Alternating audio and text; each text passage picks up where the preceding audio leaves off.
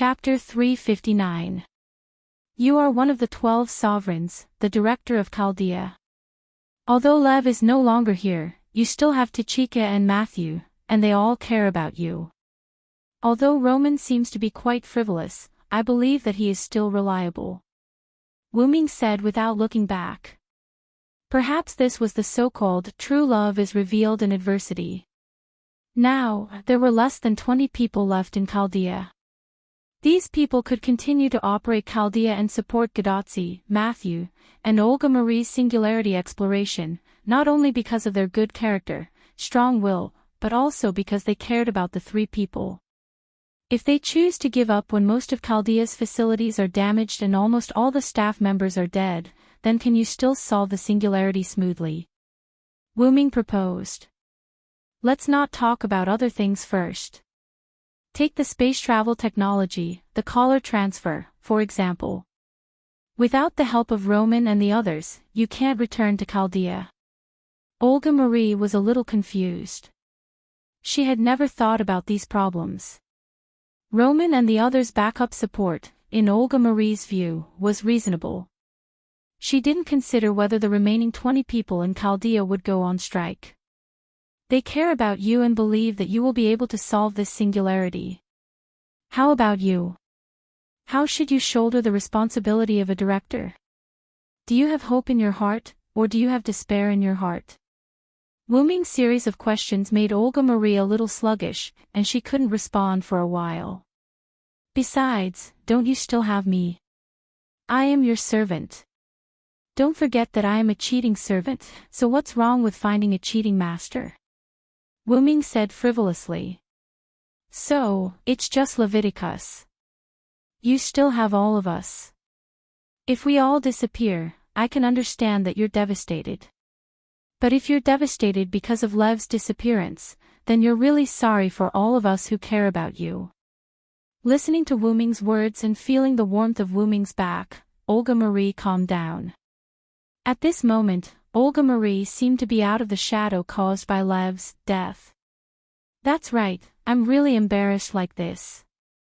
Olga Marie smiled, and it was a smile without the slightest arrogance. That's why, it's better to be frank like this. Wu Ming suddenly turned his head and looked at Olga Marie's smiling face and said. Seeing that Wu Ming was going to tease her again, Olga Marie was angry again. You! How dare you say Lev, you're a mere servant. Now, Olga and Marie were no longer in a state of confusion over Rafe's affairs. Mama, don't pay attention to the details. Wu Ming smiled and stood up. Since there's nothing else, I'll leave first. I still have to find Gilgamesh. After all, she's not a good child who would go home on her own. Wu Ming said as he prepared to leave. Wait a minute. I have already told you about me, what about you? Olga Marie seriously stared at Wu Ming, as if to say, don't even think about running away. What do you mean by telling you about yourself? In the end, I'm the one who comforted you, you arrogant master. Wu Ming teased Olga Marie, making Olga Marie furious again. Assassin anyway, we still have a long way to go. I'll leave it to you to slowly discover my things. That's it, see you later. Wu Ming smiled at Olga Marie. After saying that, Wu Ming's spirit body disappeared. Still have a long way to go. That's right. Olga Marie smiled and happily returned to the house. However, she didn't know that she was already dead. However, Wu Ming won't let this fact come true. The cheating servant has already thought of a way to let her cheating master live. The next morning, everyone in the villa was basically in a state of deep sleep. Even several servants were resting, maintaining their spirit bodies. Cuculin yawned, which was the product of boredom. Really, why do I have to keep watch at night? I've already set up the alarm, the servants also need to rest. Cuculin protested. Because Cuculin spoke nonsense to Olga Marie, Wu Ming specially punished Cuculin to keep watch at night in a state of non-spirit body. However, Cuculin completely protested. Because of this, Wuming specially played a game of rock-paper-scissors with Cuchulainn. The result was naturally Wuming's victory. Later, after Cuchulainn began to keep watch at night, Wuming left the villa. Looking at the time, senior brother should be back soon. Cuchulainn said to himself, bored. When Wuming went out, he said that regardless of whether he achieved his goal or not, Wuming would come back in the morning. At this time, a runestone next to Cuchulainn suddenly burned. This phenomenon was the alarm device set by Cuchulainn in the distance of the villa was triggered. Wuming's return naturally wouldn't trigger the alarm trap, and it was basically impossible for there to be any living people in this city, so the person who triggered the trap could only be one person. A servant. Cuchulainn frowned. Accompanied by the golden particles, Stheno and Euryale appeared in front of Cuchulainn. Is it an enemy?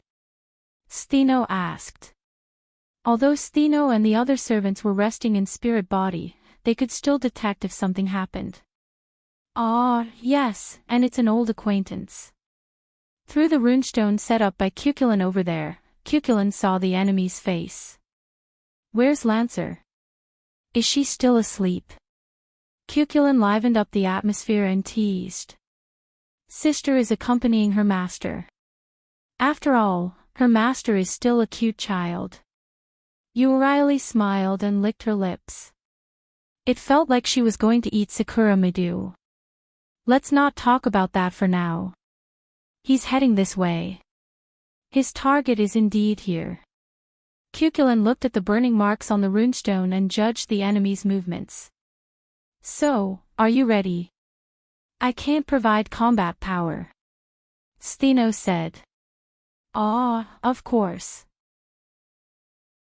You just need to be responsible for waking up the masters now. Cuchulainn said confidently. Stheno and Euryale looked at each other, then nodded and disappeared in spirit body again. Then, let me see if you can defend against my attack, Fergus. Chapter 360. Not far from Wuming's villa, on the edge of a collapsed house, there was a half-naked man carrying a huge spiral sword.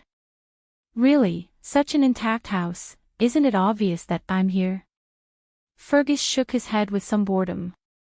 Basically, in the current Winterwood city, there were no intact houses. If they didn't turn into ruins, they would be burning. The better ones were only able to maintain the basic structure of the house, with only a small part of it collapsing. The small shop that Wuming and Olgamai found was like that.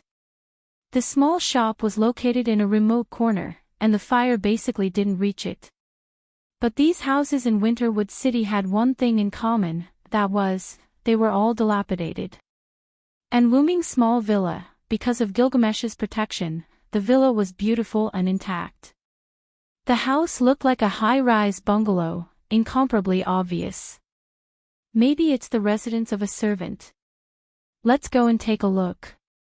Fergus said as he walked toward the villa. After taking a few steps, Fergus clearly felt traces of magic around him. Boom! Fergus raised his sword and blasted it toward a house that had been turned into ruins somewhere around him. The ruins were blown away in an instant, and it was completely destroyed. At the same time, the traces of magic also disappeared. Detection. Could it be Cuchulainn? Fergus thought. Although it was impossible for Cuchulainn to survive his noble phantasm, there were exceptions to everything. As Cuchulainn's adoptive father and friend, Fergus naturally wouldn't underestimate Cuchulainn. Cuchulainn did have the ability to survive this magic sword. This is my negligence. If it's Cuchulainn, he can indeed survive. Fergus showed a man's smile. Since that's the case, then let's fight again. Fergus sped up as he spoke. However, Fergus didn't notice that the rune of Rune had already started to burn on the path he had to pass through. Cuchulainn, who was far away in the villa's courtyard, closed his eyes and felt the arrival of Fergus, then smiled. I'm a caster, Fergus. After that, Cuchulainn moved his finger. Boom! Around Fergus' position, intense flames erupted and rushed into the sky. The sound of the explosion resounded through the clouds. What? Is the enemy servant attacking us? Gadotzi's bracelet shouted in panic as he rushed over. Calm down, Doctor. The enemy is not coming, Matthew said calmly. Is that so? It's never wrong to be a little more careful. Roman laughed awkwardly as he tried to salvage the situation. However, this only made things even more awkward. BZZT BZZT BZZT. Then, Roman's image appeared beside Gadotzi. Is this Cuchulainn, the son of Light of Ireland? Roman asked as he looked at Cuchulainn, whose eyes were closed. Regarding the current situation, as well as various information, Mashu had already reported to Chaldea, so Roman also knew about Cuchulainn. What's with the sound of a soft-footed shrimp? Cuchulainn opened his eyes and looked at Roman. Soft-footed prawn. Roman turned around in disappointment, looking like he couldn't take it anymore. Pull yourself together, Roman. Romeo. Olga Marie scolded Roman. Ahahaha. Doctor, you have to be strong. Gadotzi comforted Roman somewhat weakly. Then, Gadotzi looked at the explosion in the distance that had almost stopped. Is that your noble phantasm, Cuchulainn? It's really spectacular. Matthew thought for a moment and denied Gadotzi's words. It shouldn't be, senpai. For a noble phantasm, its power is a bit too weak. Although Matthew's noble phantasm was also very weak, in Matthew's opinion, the noble phantasm of the Son of Light of Ireland should not be like his own. Matthew is right. This is just a magic explosion caused by me using the magic workshop to connect to the ley lines. It's not a noble phantasm. Cuchulainn nodded and confirmed Matthew's conclusion. When Cuchulainn came to the villa, Wuming asked Cuchulainn to build a magic workshop around the area. Once a magician built a magic workshop, he was no longer a candidate for the weakest servant, but a candidate for the strongest servant. So, that means... At this time, Roman had recovered. He turned around and looked at everyone seriously. The enemy hasn't left yet, Olga Marie said calmly, crossing her arms over her chest. That's right, the enemy servant did not leave. With that, Cuchulainn closed his eyes again and slammed his staff on the ground. The enemy is the warrior of the Red Branch Knights, Fergus MacRoy. Be prepared for the enemy's attack. Fergus MacRoy, the magic sword user. It's really a headache.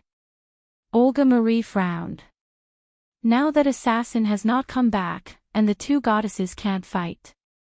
At present, we only have Caster Cuchulainn, Lancer Anna, and Shielder Matthew. The enemy is Fergus, the magic sword user, which is very unfavorable for us. Listening to Olga Marie's analysis, Matthew, Gadotzi, and Roman on the screen all looked at Olga Marie strangely. It feels like... Leader, the enemy is different from before. Gadotzi said slowly. Well... It seems to be more confident and more majestic. Matthew also nodded, indicating that he agreed with Gadotzi's statement. Hey! Leader, what happened to you? Roman asked directly. No. You will be the temporary administrator of Chaldea for me. Don't ask so much. Then, Roman was scolded by Olga Marie. Poor doctor. Gadotzi and Matthew looked sympathetically at Roman, who had a "I was wrong, please forgive me" look. Matthew, protect Tachika. Roman, you assist Cuchulainn to detect the surrounding magical situation. I'll go find Anna. Olga Marie ordered. Yes. Leader. At this time, Anna's voice came. No, I'm already here. A soft and delicate voice came from behind everyone. Anna was wearing a large hooded cloak and holding a scythe. Miss Anna, where is Miss Sakura Madu? Matthew asked with concern. I asked my sisters to take care of her. Anna answered concisely. That's right, they can only take care of the little girl since they can't fight. Olga Marie nodded. After all, the two of them were the enemy's servants. If they were suddenly controlled by the command curse, it would be troublesome. Therefore, the restraint of the heavenly lock was still necessary. Detected a high-density magical reaction in front of us. Speculated to be a noble artifact. Roman's voice suddenly came. What? Everyone didn't expect the opponent to use a noble artifact as soon as he came, and the opponent's movement speed was too fast. Ha ha ha. Take this move of mine. Cuchulainn. Caladbolg.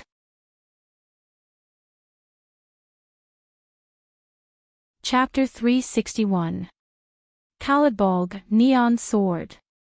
A rainbow-colored beam of light came from a short distance away.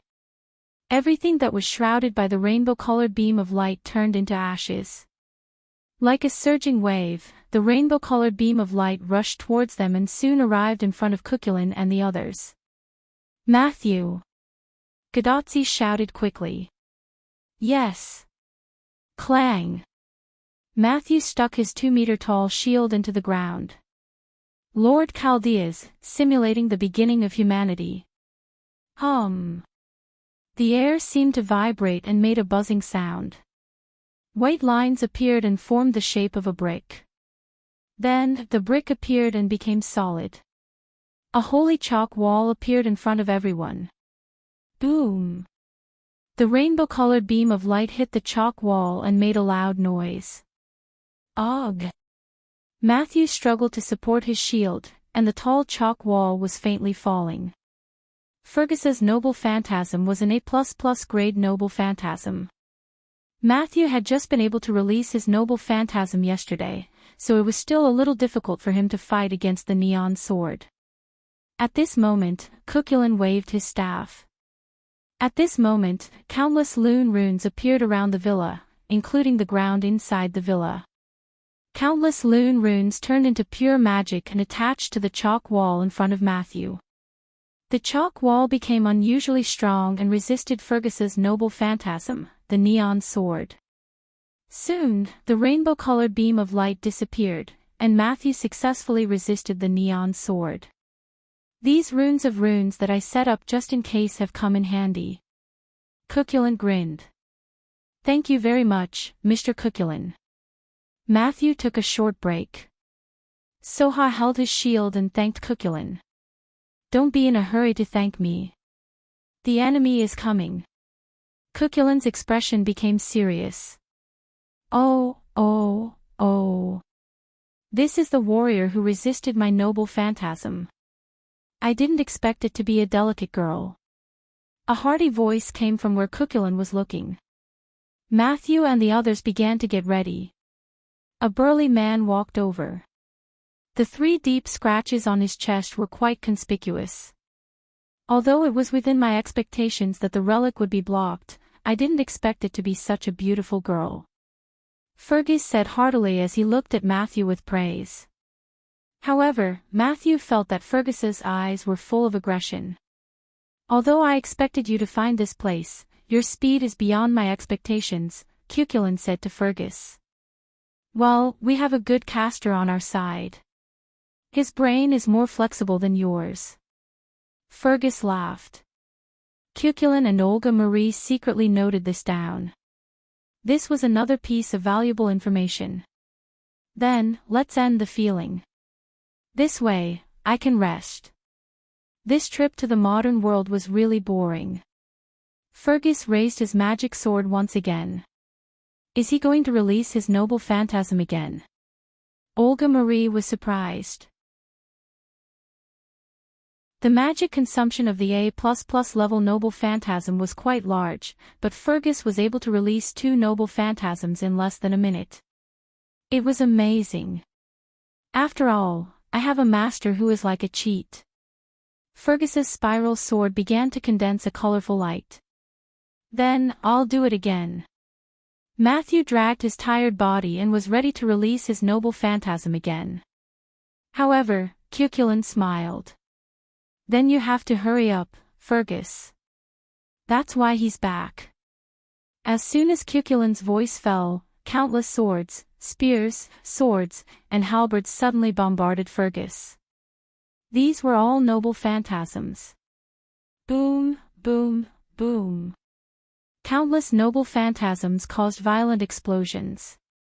The wind blew so hard that Olga Marie and Godotzi couldn't open their eyes. Master! Matthew quickly stood in front of Godotzi, blocking the hurricane for her. Behind Olga Mary, a figure appeared and supported her. So you're back. Olga Marie felt relieved when she felt the broad shoulders behind her. At present, if one were to talk about the backbone of this small team, it would be none other than Wu Ming. And I've brought a surprise, Master, Wu Ming said with a smile. Countless noble phantasms stopped shooting, and the explosions also stopped. Wu Ming waved his hand, and a wind attribute rune stone appeared, blowing away all the smoke and dust caused by the explosions, revealing Fergus, who was in the center of the explosion. Even if it was Fergus, under the noble phantasm's attack, his neon sword's noble phantasm would have been interrupted. Fergus was also injured by the noble phantasm and the explosion. Fergus knelt on the ground with one knee, supporting himself with his magic sword. Oh, I see. You guys found her. Fergus seemed to know who made the noble phantasm attack just now, and said with a clear conscience. Humph. Mongrel, bastard. Last time, you escaped. This time, this king won't be careless. Gilgamesh's figure appeared on the broken street lamp. Gilgamesh, who had left the villa alone, was finally found by Wu Ming. Gilgamesh was wearing a rather revealing golden armor. He crossed his arms in front of his chest, and looked at the embarrassed Fergus with anger in his eyes. Yo, did you rope Archer in? Cuchulain came to us, and said with surprise. As the existence who set up the magic workshop, Cuchulain said that when Fergus released the first neon sword, he noticed that Gilgamesh, Wu Ming, was approaching. Thus, Cuchulain didn't rush to deal with Fergus. Instead, he chatted with him to pass the time. However, Wu Ming shook his head. Archer is one of my people. There's no need to talk about roping him in. When he said this, not only Cuchulain, but also Olga Marie were surprised. Listening to Wu Ming's words, it didn't seem like a simple alliance. Olga Marie thought carefully. Well, it's fine as long as he's one of us. Cuchulain waved his hand and didn't ask anything. After all, it was useless to know that Gilgamesh was one of them. Olga Marie looked at Gilgamesh and Wu Ming with a guessing gaze. Let Fergus leave, Gil. Then, Wu Ming said to Gilgamesh. Annoying, of course I know. Gilgamesh refuted Wu Ming, and then stretched out his hand. A few golden ripples appeared around Fergus, and a few silver chains instantly tied up Fergus, who was injured and didn't manage to dodge. It seems that I'll have to stop here. Although Gilgamesh's Enkidu only had a special attack on enemies with divinity, for a servant like Fergus with high strength, he could still break free. However, Gilgamesh used Enkidu's Enkidu to deal with Fergus, and only needed a moment to bind him. Poochie. Chapter 362. A few high-level relics appeared from the golden ripples and pierced through Fergus, who was bound by Enkidu. Fergus's body began to glow. It was a sign that the hero's spirit was about to leave the stage. Well, I don't expect to be able to escape a second time after meeting you. Although Fergus was about to leave, he still smiled calmly. This is the price you have to pay for daring to recklessly size up this prince. As he spoke, Gilgamesh moved his arm again. Golden ripples appeared and a high-level relic appeared, cutting Fergus in half. In an instant, Fergus' corpse turned into blue mana particles and disappeared with the wind. At this point, Red Saber Fergus McRoy exited. Then, Gilgamesh looked at Godotzi and the rest who were next to Wu Ming. Is this your new partner? Hyunryong, you're so useless." Gilgamesh looked at Gadotsi and the rest and laughed. Olga Marie looked at Wuming in surprise. It was a different way of addressing him. "Although you're weak, your courage to look directly at this king is commendable." Gilgamesh stopped laughing and praised Gadotsi and the rest. "All right, get ready. We're going to Winterwood City's big hollow," Wuming said. Soon, the courtyard of the villa was cleared. As Fergus's neon sword covered a large area, part of the villa was destroyed. The courtyard was filled with broken stones. After all, Matthew had just been able to release his relic not long ago. He could not completely protect the villa. His relic could only protect Gadotsi and the rest. Therefore, the villa, including the roof, was basically destroyed. In the courtyard, Gilgamesh sat on his exclusive seat. He closed his eyes and crossed his arms as he waited. Gadotsi and the rest looked serious. They looked at Wuming and waited for Wuming to speak. Roman turned on the remote screen, which was rare. The screen appeared next to Gadotsi. However, when Roman appeared, Gilgamesh looked at Roman differently. Stheno and Urieli brought Sakura Madu out of the room. As soon as Tonging came out, she ran into Anna's arms and hugged him tightly. It seemed like the neon sword had scared the little girl. "Now, there are only 4 enemies left," Wuming said. "Apart from King Arthur, the Black Saber, we've also confirmed the identities of the Red Rider and Red Lancer. The Red Rider is the king of the Kingdom of Macedon. He's known as the Conquering King and Alexander the Great. His name is Iskandar Alexander." "That king, huh?" Roman pondered. "Humph." Gilgamesh, on the other hand, snorted in displeasure. This gave Roman a fright. To Gilgamesh, there was only one king in the world, and that was his hero king, Gilgamesh. Ignoring Gilgamesh's snort, Wuming continued. "The identity of the Red Lancer has also been confirmed. He's the great hero of India, Karna." This statement caused everyone to exclaim in surprise. Although they were prepared for this, they still found it hard to believe. After all, Karna was too powerful. "But you can rest assured that with Gil here, you can rest assured." Wuming comforted everyone. As if responding to Wuming's words, Gilgamesh opened his eyes and glanced at everyone with his red pupils. "That great hero will be handed over to this king.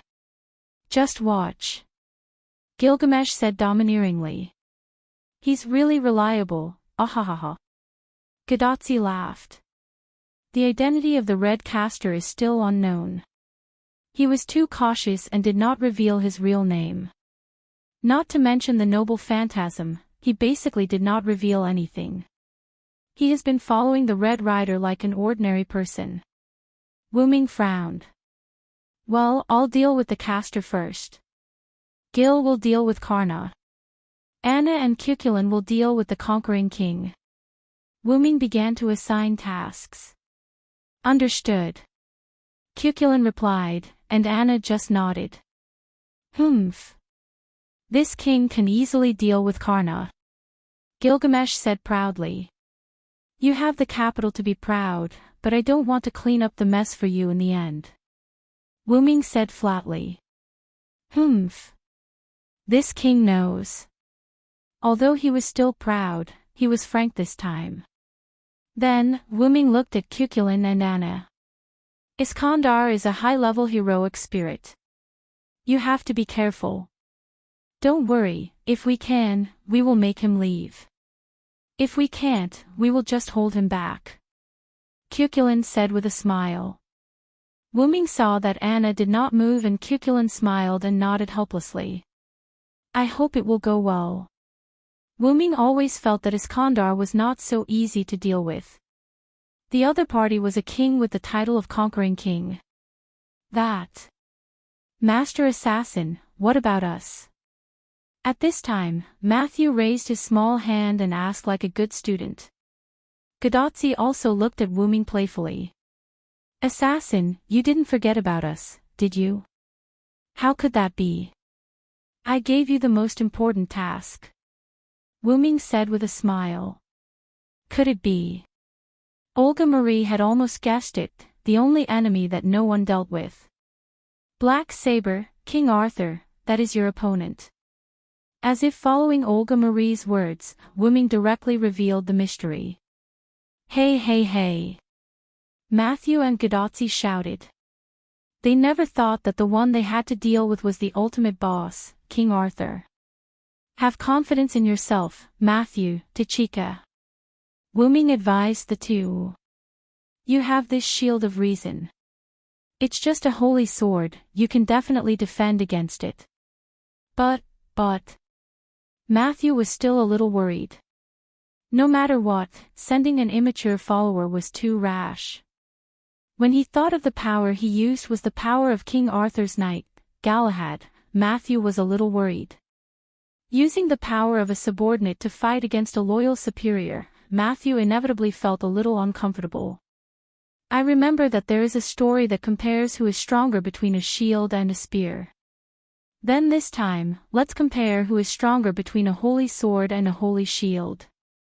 Wu Ming walked to Matthew's side and patted Matthew's little head. This attracted the attention of Olga Marie and Gilgamesh. Li Xiang is here too. Don't be discouraged just because the enemy is King Arthur. You have to protect your master. Matthew looked at Gadotsi, then looked at Wu Ming and nodded confidently. Yes, I understand, senpai. Then, I will follow Matthew and Tachika, Olga Marie suddenly said. You don't need my help, do you? Olga Marie looked at Wu Ming. Of course, as your follower, I am very strong. Wu Ming nodded. It was a wise choice to let Olga Marie follow Matthew and Gadotsi. The reliable Olga Marie could take care of the nervous too. Gilgamesh looked at Olga Marie critically, then shook his head disinterestedly and said nothing. Steno and Urieli, you two will be responsible for protecting Sakura Midu. Even if most of your power is sealed by Enkidu, you can still protect a little girl. Wu Ming looked at Steno and Urieli. Of course. Leave it to me. The two answered affirmatively. Then, Wu Ming glanced at everyone. In short, the enemy may gather in the big hole in Winterwood City based on our movements.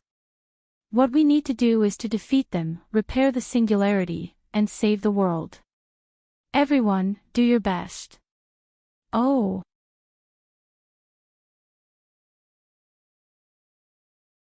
Chapter 363. Everyone began to move towards the Yuanzhong mountain. However, civilians should just walk on the ground. Gilgamesh said proudly and took out Vimona from his gate of Babylon. Accompanied by a loud roar, Gilgamesh left angrily. Why would he be angry? So Gilgamesh invited Wu Ming to go to Vimona together, but Wu Ming refused. So Gilgamesh left angrily. You really dare, Hero King's eyes are burning with fire. Cuchulain said beside Wu Ming. Gadotsi and the others all nodded frantically. Just now, everyone could see Gilgamesh's anger. After all, I'm going with Gilgamesh, what if you get into trouble? Wu Ming was right. Although Wu Ming seemed to have 7 servants, they didn't have much combat power. Steno and Urieli, because they were bound by Wu Ming's fake Enkidu, they couldn't fight. Matthew and Anna, both of them were immature servants. One was a subservient that had just been given power, and the other was a young servant that was summoned in an immature state. Their attribute values were not strong, they could be regarded as average. Although the two of them had great potential, it was just potential. It was the same as having an attribute value of D++. Although they were only D class, they could burst out 3 times the power at a critical moment, and they could instantly surpass a class. But that was only for a moment, and they were only D class under normal circumstances, so it couldn't be counted as strength. As for Cuchulain was summoned as a caster. He wasn't weak, but the general ability value of a caster servant was very low. Once they encountered a surprise attack, the chances of them surviving were not high. Now, only Gilgamesh and Wu Ming could serve as trump cards. Gilgamesh had the Gate of Babylon, which contained countless treasures. Moreover, he had the guile-parting sword Ea, which gave him an invincible battle strength. However, your frontal combat ability is not strong. You can ambush the enemy, but you are not suitable to deal with the enemy's surprise attack. Olga Marie naturally understood this principle and analyzed it. She believed that Wu Ming also understood this principle. Although Wu Ming was strong, it was summoned as an assassin. Its attributes were more inclined towards assassination and detection, and its relic was targeted at females. Its skills were only for an assassin, so it could not be called a trump card. Therefore, Wu Ming could follow Gilgamesh and leave first. However, Wu Ming rejected Gilgamesh's proposal. I naturally have a way. Wu Ming smiled and remained mysterious. Let's not talk about this first. In the current situation, I think it is wiser for us to go together. Cuchulainn also expressed his own opinion. Well, that's it. Wu Ming smiled and said nothing. He continued to move forward. Gadotzi and others followed. Olga Marie was helpless for a while and then followed the large group. By the way, why do you know so much? Olga Marie asked. Everyone could understand that Olga Marie was asking about the enemy's servant's intelligence. When he heard Olga Marie's question, Wu Ming thought of what happened last night. Wu Ming went out to look for Gilgamesh and accidentally met a few servants. They were the red-haired Red Rider and the unusually cautious Red Caster who dressed like an ordinary person. When he was exchanging information with everyone, there was one thing that Wu Ming didn't mention. Even if Wu Ming had seen Caster's appearance before. Wu Ming once looked for Gem Man Zelik and saw a young man beside him. It was said that he was Emilo II, the current monarch of modern magic. However, Wu Ming was sure that the person was not Emilo II. According to Wu Ming's speculation, it was likely that he was relying on something else. After that, it seemed that Caster's noble phantasm exposed Wu Ming's whereabouts.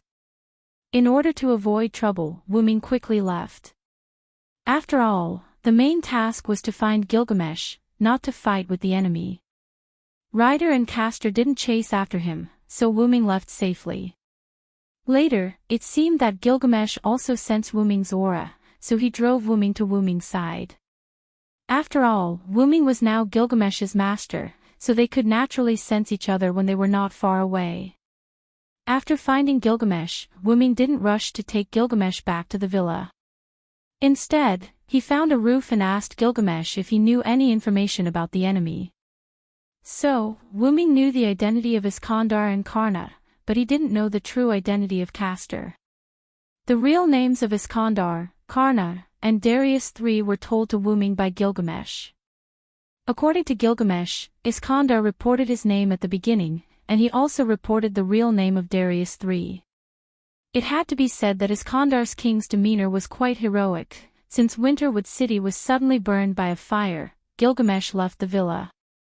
On the surface, he said that he came out to have fun, but in fact, Gilgamesh was worried about Wu Ming's situation, so he went out to find Wu Ming. After sensing that the contract between Wu Ming and himself was still there, plus Gilgamesh was instigated by some people, as a result, Gilgamesh kept fighting with several servants. Wu Ming observed several small explosions on the tall building, many of which were caused by Gilgamesh, and Gilgamesh treated Fergus cruelly because Fergus flirted with Gilgamesh, and as a result, he was chased by Gilgamesh. Because this is the information that Gil collected during this time, plus the information that I collected. She caused a lot of trouble outside. Wu Ming smiled. Then what do you have to deal with the incoming enemies? Olga Marie continued to ask. Wu Ming stopped, turned his head, and looked at everyone. This. Gadotzi and the others looked at Wu Ming attentively. It's a secret. Wu Ming smiled mischievously. Gadotzi and the others almost fell to the ground. You bastard. Olga Marie angrily clenched her fists and looked at Wu Ming. Ha ha ha, as expected of senior brother. Cuchulainn also laughed. On the contrary, the three Gorgon sisters didn't care about this from the beginning, and they didn't feel disappointed or tricked. Just in time, the enemy is coming, senior brother, show us. Although Cuchulainn said jokingly, his expression became serious. Boom! Moo! Accompanied by the roar of thunder and the roar of the sacred bull, a chariot pulled by two bulls flew from the sky.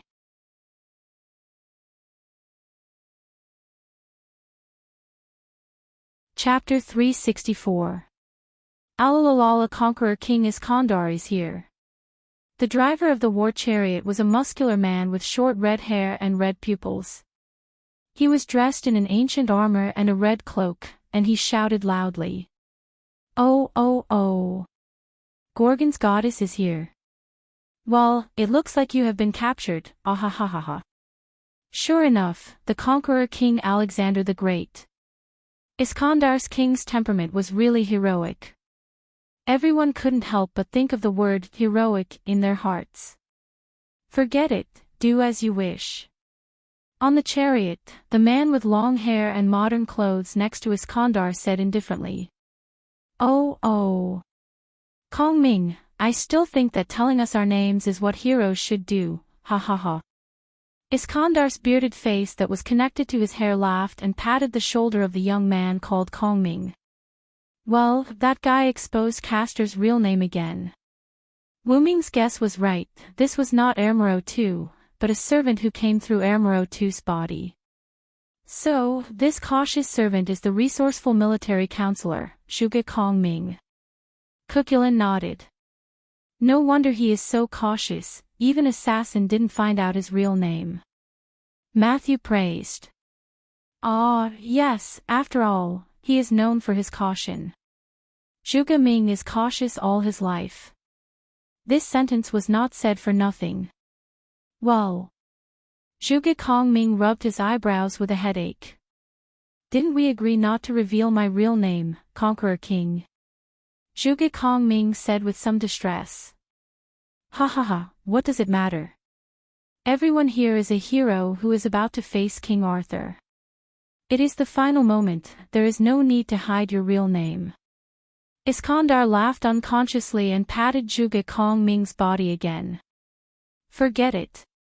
Zhuge Kong Ming dodged Iskandar's arm and looked at the others. That's right.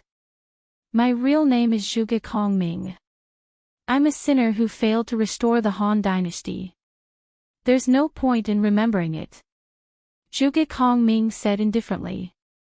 Then, Zhuge Kong Ming looked at Wu Ming. Do you recognize this body of mine? I'll say this in advance. I didn't erase his consciousness. Instead, I let his consciousness sleep within my body. After all, there's a huge problem with this Holy Grail war, Zhuge Kong Ming explained. Generally speaking, the servant who descended through dependence had the ability to erase the consciousness of the body. However, Zhuge Kong Ming didn't do that. Instead, he chose to put his body's consciousness to sleep and act on his behalf. This was similar to Matthew. Matthew's power was Galahad's departure, leaving the power for Matthew to use. On the other hand, Zhuge Kong Ming put the consciousness of the human body to sleep and let him, an outsider, take over. In addition, the servant who descended through dependence could also choose to integrate with the consciousness of the body. There were very few servants who would choose to erase the consciousness of the human body. Basically, if they weren't evil people, they wouldn't choose to erase the consciousness of the human body. I understand the general situation. Are you going to hinder us? Wu Ming asked. Ha ha ha, how is that possible? I'm here to ask for your help. Iskandar laughed and said something that surprised everyone. After all, we belong to the human side. The guy who summoned us is obviously standing on the opposite side of the human. Zhuge Kong Ming explained. Zhuge Kong Ming said, and Iskandar stopped his chariot on the ground. Let's not talk about helping us first. Isn't your master that man? Wu Ming asked as he looked at the two chariots that landed on the ground. Yes, you're right. We are indeed that man's servants. Iskandar admitted generously. I know what you're worried about. If we work together with you, it's hard to guarantee that our master won't attack you at a critical moment. That was why Wu Ming put the heavenly lock on Stheno and Urieli. But don't worry. My noble phantasm can suppress such a situation. Iskandar laughed. My noble phantasm is an area of effect formation. Not only can it weaken the enemy, but it can also resist the master's command. Unless more than 3 command curses are activated at the same time, it won't work, Zhuge Kongming explained. Wu Ming looked at Stheno and Urieli. That way, the two of them would be able to fight as well. The man in the green hat placed a command curse on each of our 7 servants from the beginning. So, as long as we're within the range of Kongming's noble phantasm, his command curse will lose its effect. Ahahaha, you're indeed a wise strategist. You're extraordinary. Iskandar laughed again and patted Zhuge Kongming's shoulder. However, Iskandar did not notice that Zhuge Kongming was about to lose it. The man in the green hat has been with Saber all this time, and he doesn't show any signs of leaving. So, I've hidden my noble phantasm in the big hole in Winterwood City. You just have to activate it when the time comes, Zhuge Kongming explained. I see. Wu Ming looked at his companions and nodded. Well then, I wish us a pleasant cooperation. Wu Ming said with a smile and extended his hand. Pleasant cooperation. Zhuge Kongming also extended his hand and shook hands with Iskandar. By the way, do you guys want to be my subordinates? Iskandar looked at Wu Ming and the others with joy. Sigh. Matthew and Gadotzi were stunned. Olga Marie shook her head disinterestedly. Stheno, Urieli, and Medusa shook their heads without even thinking about it. Sorry, I don't want to be someone's subordinate. I want to be free. Besides, I already have a master. Cuculent grinned and pointed at Gadotzi behind him. How about you, assassin? Your assassination skills are superb. I didn't even notice you. However, you don't look like a villain, so I welcome you to join my army. Iskandar saw that everyone rejected him and looked at Wu Ming, who had yet to speak. Wu Ming smiled at Iskandar's words. I've taught many kings. You don't need me to teach you. The one beside you is enough. Wu Ming's meaning was obvious. He chose to reject as well. I've said it before. With their personalities, they won't be your subordinates, Zhuge Kongming said calmly. Ha ha ha, you won't know if you don't try. What a pity. Iskandar saw that no one wanted to join his army. He was not embarrassed. Instead, he laughed happily. At this time, Wu Ming's words attracted Olga Marie's attention again. Even Matthew, Gadotzi, Anna, and even Cuculin looked at Wu Ming in surprise. Stheno and Urieli, who had already seen Wu Ming's identity through the goddess god core, were not surprised.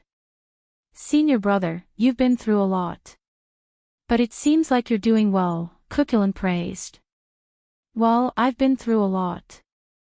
However, I'll tell you about it when I have the chance. Wu Ming smiled at Gadotzi, Matthew, and Olga Marie's curious faces. Then, Wu Ming walked forward. Now, the most important thing is to end this.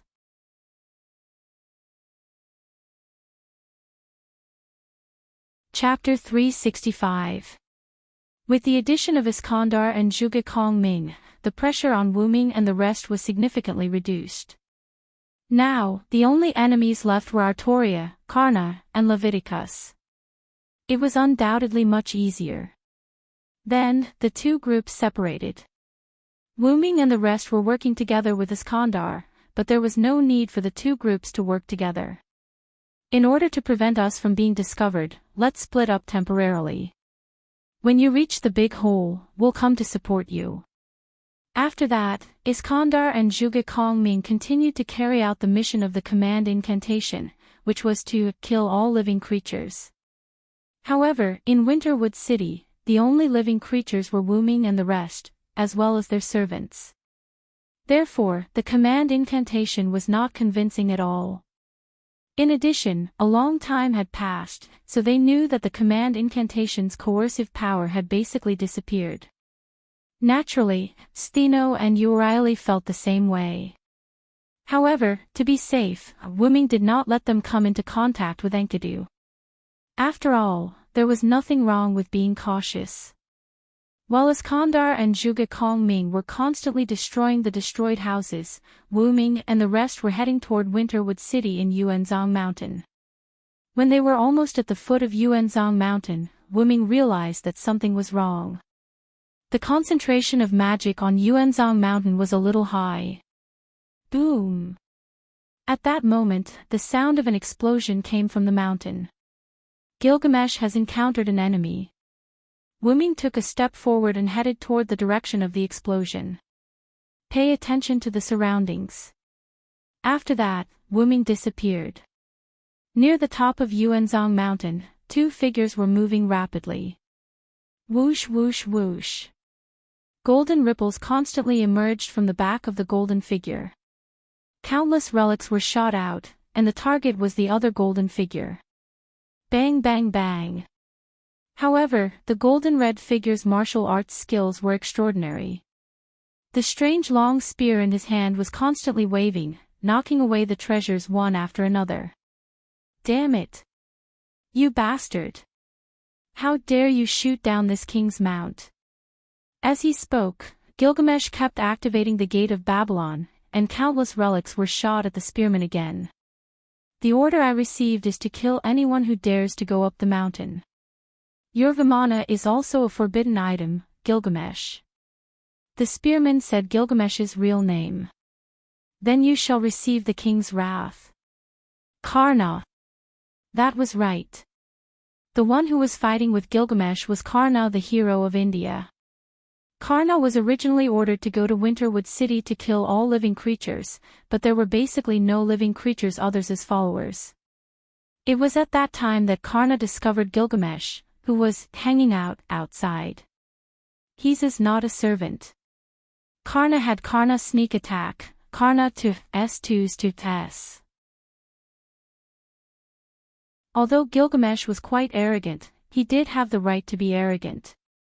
Under the attack of Karna's Brahma, Kurshmi, Brahma, Kundala, Gilgamesh successfully released a shield from his treasury before the attack arrived, and blocked Karna's throwing relics. Then, the two of them began to fight. However, Karna seemed to have received some kind of message, and he abandoned the battle and fled. Gilgamesh did not chase after Karna, saying that he was a bastard who ran away. Just now, when Gilgamesh drove the Vimana to the top of the Yuanzhong Mountain, suddenly, another Brahma, cursed me, Brahma, cursed me, spear pierced through the Vimana, and the Vimana disappeared in the starlight. On the other hand, Gilgamesh, who was sitting on the Vimana, was incomparably furious. How dare a bastard shoot down this king's ride? This king will make you regret your blindness. Therefore, the two of them began to fight.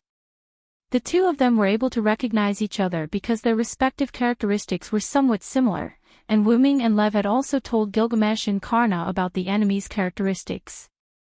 In addition, the two of them were not very far from each other, so naturally, they knew each other's identities. Come on, Hero King, Gilgamesh. Although he was surprised that the Hero King, Gilgamesh, was a woman at first, Karna did not underestimate Gilgamesh. After a series of actions, Karna could see that Gilgamesh was a powerful king. Then, hundreds, and even thousands of golden ripples appeared, surrounding Karna and Gilgamesh. Then, hundreds and thousands of relics slowly emerged from the golden ripples. You should be satisfied to be bombarded by so many relics, Karna, Gilgamesh mocked Karna. Karna did not speak. Instead, he carefully looked at the weapons and relics. According to Karna's analysis, the only weapons that could pose a threat to him were divine weapons and weapons with the special ability to ignore defense. After all, Karna's golden armor could weaken all damage, and he knew 1/10 of it was a divine artifact armor. It was said that the armor given by the sun god, Surya, condensed light itself. It was said that even people could not hurt Karna at all. If Karna had enough mana, he could even keep his body unharmed. Lev, who had established a contract with the 7 servants, naturally had enough mana, so Karna was now very strong. To be able to die under these hundreds and thousands of treasures, you should be satisfied. At this time, Gilgamesh was in a good mood. He smiled at Karna, who was trapped in the middle of countless golden ripples. Die! After that, the hundreds and thousands of relics all shot toward Karna from the golden ripples. At this time, Karna also moved. Boom! Boom! Boom! That was the sound of countless relics exploding when they hit Karna. Bang! Bang! Bang! Bang! The sound of hard objects colliding was constantly heard. That was the sound of Karna knocking away the relics. As for the treasures that were shot at Karna and touched him, they all exploded. The wind and flames from the explosion shone brightly on Karna, but Karna continued to selectively deflect some of the treasures away. Without exception, all the treasures that were sent flying by Karna were treasures that could restrain Karna's divinity armor.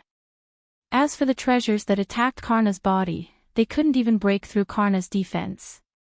It must be noted that Wuming defeated Karna last time because Karna's golden armor had disintegrated. Taking advantage of that opportunity, Wuming injured Karna with his light cannon. Do you think it's that easy? Gilgamesh sneered. Pfft.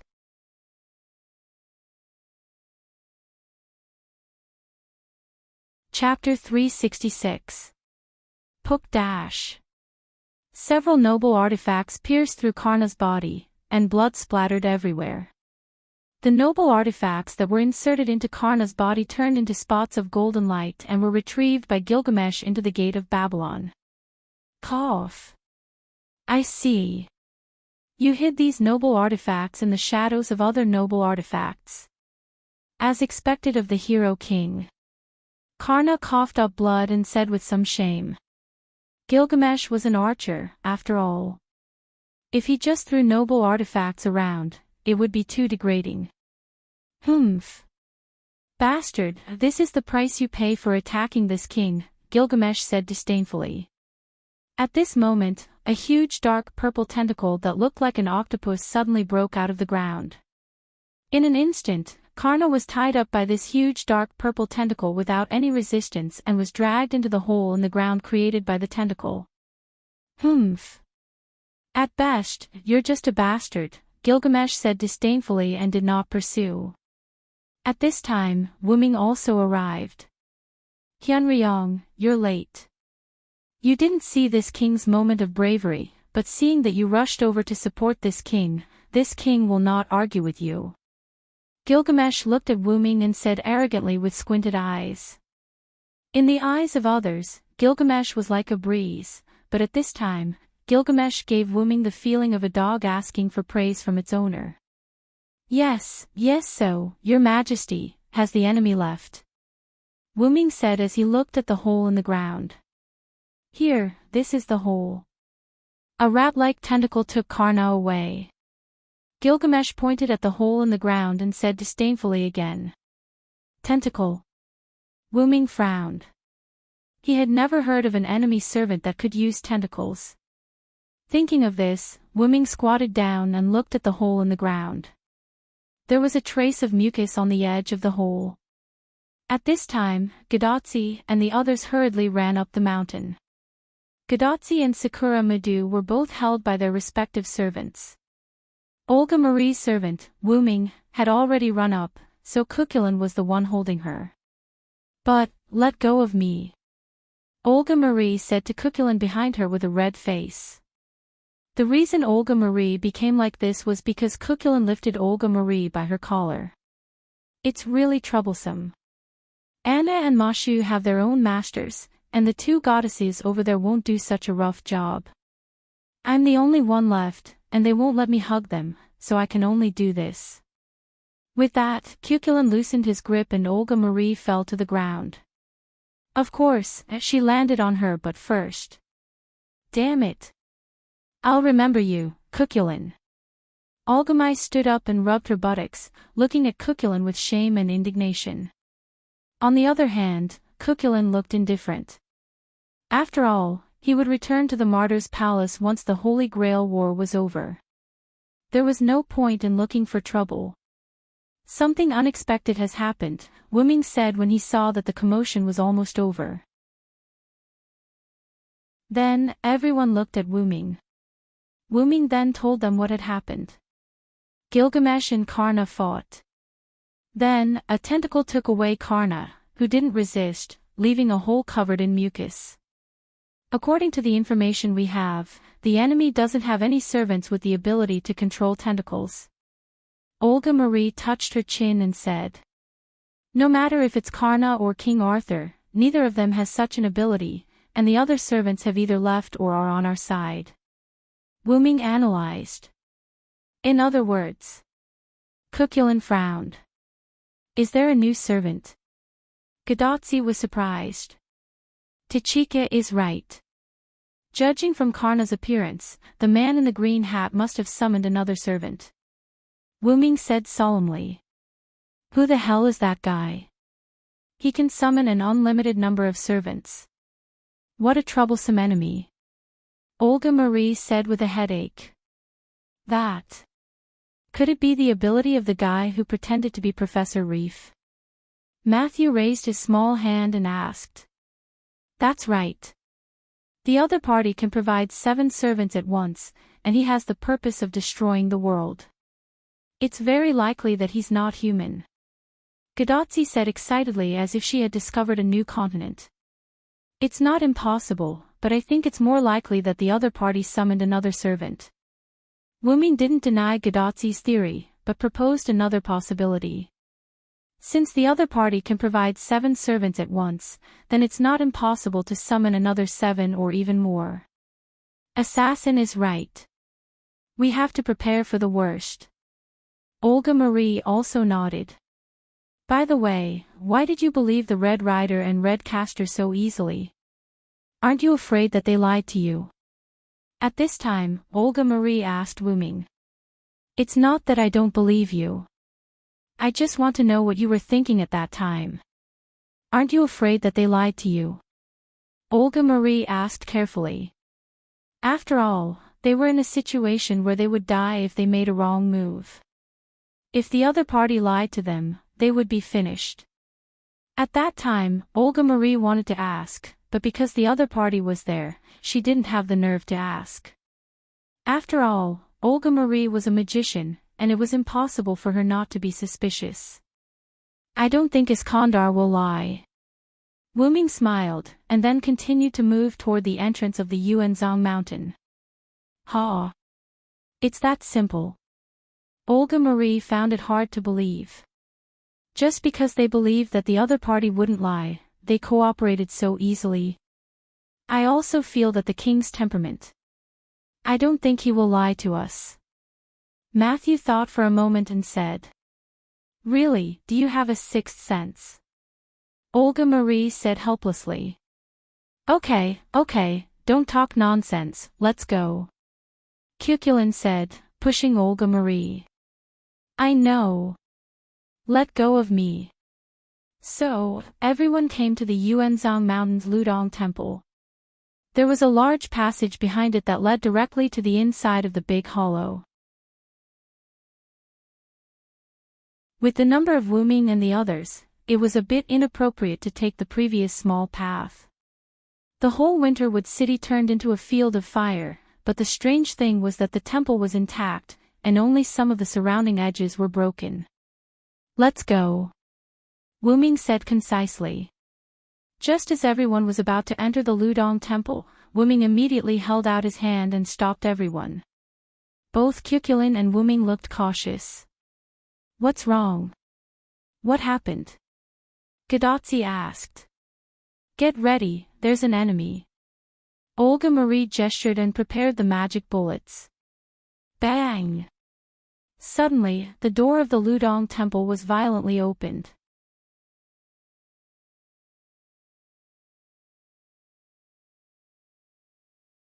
Chapter 367. Bang! The door of Ludong temple was violently opened, but it wasn't an enemy that came out. Instead, it was an octopus-like monster that was as tall as a person with tentacles. In just a few seconds, countless sea monsters filled the Willow Cave Temple. They kept pouring out of the Willow Cave Temple's entrance and rushed towards Wu Ming and the others. Whoa! What? What is this? It's disgusting. Gadotsi was shocked. There was no need to look closely. These monsters were covered in mucus, and the ground they passed through was wet. Olga Marie didn't say anything, but her legs were trembling. Sakura Madu shrank into Anna's arms in fear. Matthew was also afraid, but he still held on. He immediately raised his shield and stood in front of Gadotsi and Olga Marie. Only Gorgon's sister, Stheno, and the others weren't afraid of these things. These things look like sea monsters. Stheno looked at the tentacle monsters that were advancing and frowned in disgust. Although she wasn't afraid, she still felt disgust. Even the goddess hated these things. These things aren't worth this king's time. I'll leave them to you. With that, Gilgamesh's spiritual form disappeared. It seemed that she also hated these tentacles. Sure enough, these tentacles have a special attack on women. Wu Ming thought. Leave it to me. Anna said and handed Sakura Madu to her sister. Then, she rushed into the sea monsters with her scythe. No one objected. After all, Anna's scythe was more effective against these things that could infinitely regenerate as long as they had magic. The immortal slaughtering blade, Harp, this was the divine sword that had killed the demon Medusa. It could restrain some undying creatures and cause irrecoverable wounds to the opponent. For some inexplicable reason, this sword turned into a scythe and became Anna's weapon when she descended as a lancer. Swish! Swish! Swish! Just a casual slash was enough to kill a large number of sea monsters in front of him. The power of the undying slaughter blade, Harp, completely killed these sea monsters that should have been able to regenerate. However, it was a little difficult for Anna to deal with the sea monsters that were still pouring out continuously by herself. Boom! A violent explosion came from beside Anna. The sea monster in front of Anna was blown to pieces. Anna turned around and looked behind her. Cuchulainn raised his staff, which was smoking like a gun shaft that had just been fired. Blow them to smithereens. I don't believe they can recover. Cuchulainn grinned. However, Anna was a little dissatisfied. Cleaning up these sea monsters was her mission. The enemy should have discovered us. Let's finish them off and leave as soon as possible. Wu Ming tried to persuade Anna. Then, Anna nodded with a frown on her face, but she still looked unhappy. Then I won't hold back. Cuchulainn said, laughing wantonly. The Lune rune in his hand kept drawing. Countless flames shot at the sea monsters, setting off a series of explosions. Boom! Boom! Boom! This series of explosions had killed almost 1/3 of the sea monsters. At this time, a few rune stones fell into the center of the remaining sea monsters, producing golden flames. Boom! Boom! Then, Cuchulainn looked at Wu Ming. The two of you should hurry up. Wu Ming smiled, then threw the Lune rune stone in his hand at the sea monsters again. Ah! Are we going to compete? I won't lose. Cuchulainn said excitedly, attacking the sea monsters frantically. In less than 5 minutes, the sea monsters that covered the sky disappeared, leaving behind a faint layer of black dust and traces of various elements. Ice, water, fire, wind, thunder, electricity, earth. Traces of almost all elements could be seen. This made Gadotsi and the others dumbfounded. Especially Olga Marie. That's a rune stone. How could an assassin have so many rune stones? Olga Marie complained crazily. Secrets that could not be known were fatal to Olga Marie. An assassin, where the hell did you get those rune stones from? Why do you have so many types of rune stones? Roman also complained. It's just my ability. Those rune stones were just made when I was bored. Wu Ming shrugged. However, assassin's damage output is really amazing. Matthew wiped the cold sweat off his forehead. After all, Matthew and the others had been watching from the side. Wu Ming's damage output was almost higher than Cuculin's. Cuculin's attack was just a simple red burst of flames, while their rune stones were all kinds of elements, so it was easy to distinguish. The reason why Matthew said this was because of the difference in their ranks. Cuculin was a caster, so it was normal for him to have AoE damage. After all, he was a mage cannon. However, Wu Ming was not a caster, but an assassin. As an assassin, he was even more AoE than a caster. It was simply outrageous. I've handed over almost all the offensive runestones I've made in the past. It's normal for them to have such an effect, Wu Ming said with a smile. He opened a part of the dragonish space in the center of his palm and threw out a large number of runestones from his noble phantasm. Because they were in a hurry, Wu Ming bombarded the sea monsters indiscriminately at a speed that even Ma Shu couldn't see clearly. Together with Cuculin, the two of them were able to destroy all the sea monsters that could affect the entire Fuyuki city in 5 minutes. There was another reason why Wu Ming used up all the runestones. After all, they can be made in the future, can't they? These runestones were made to deal with situations similar to this. Wu Ming smiled. At this time, Gilgamesh lifted his spirit form. As far as actors are concerned, these pieces of trash are not qualified at all, but they let me see a good show. Gilgamesh looked at the debris on the ground and said sarcastically. If you could help me, it would be much easier. Wu Ming shrugged his shoulders. Humph. This king said that these things are not worthy of this king's help. Gilgamesh glared at Wu Ming fiercely. Yes, then let's go, the enemy is waiting for us, we can't lose the limelight. After dealing with Gilgamesh, Wu Ming said to everyone. It seems that you are getting bolder and bolder, Hyunryong. Looking at Wu Ming and others who had walked away, Gilgamesh, who fell behind the crowd, said angrily. But then Gilgamesh's anger turned into joy, and he followed the crowd in his spirit form. Seeing your relationship with this king forgives your willfulness, Hyunryong. Thank you very much, king. Wu Ming smiled without turning his head. Soon, Wu Ming and others left the Yuzhong Mountain Ludong Temple and came to the Yuzhong Mountain Big Cave. Wu Ming, Gilgamesh, Cuculin, Matthew, Anna, Steno, Urieli, Gadotsi, Olga Marie, Sakura Midu. 7 servants and 3 masters, the troops that caused the chaos of this era, arrived at the Demon King's castle.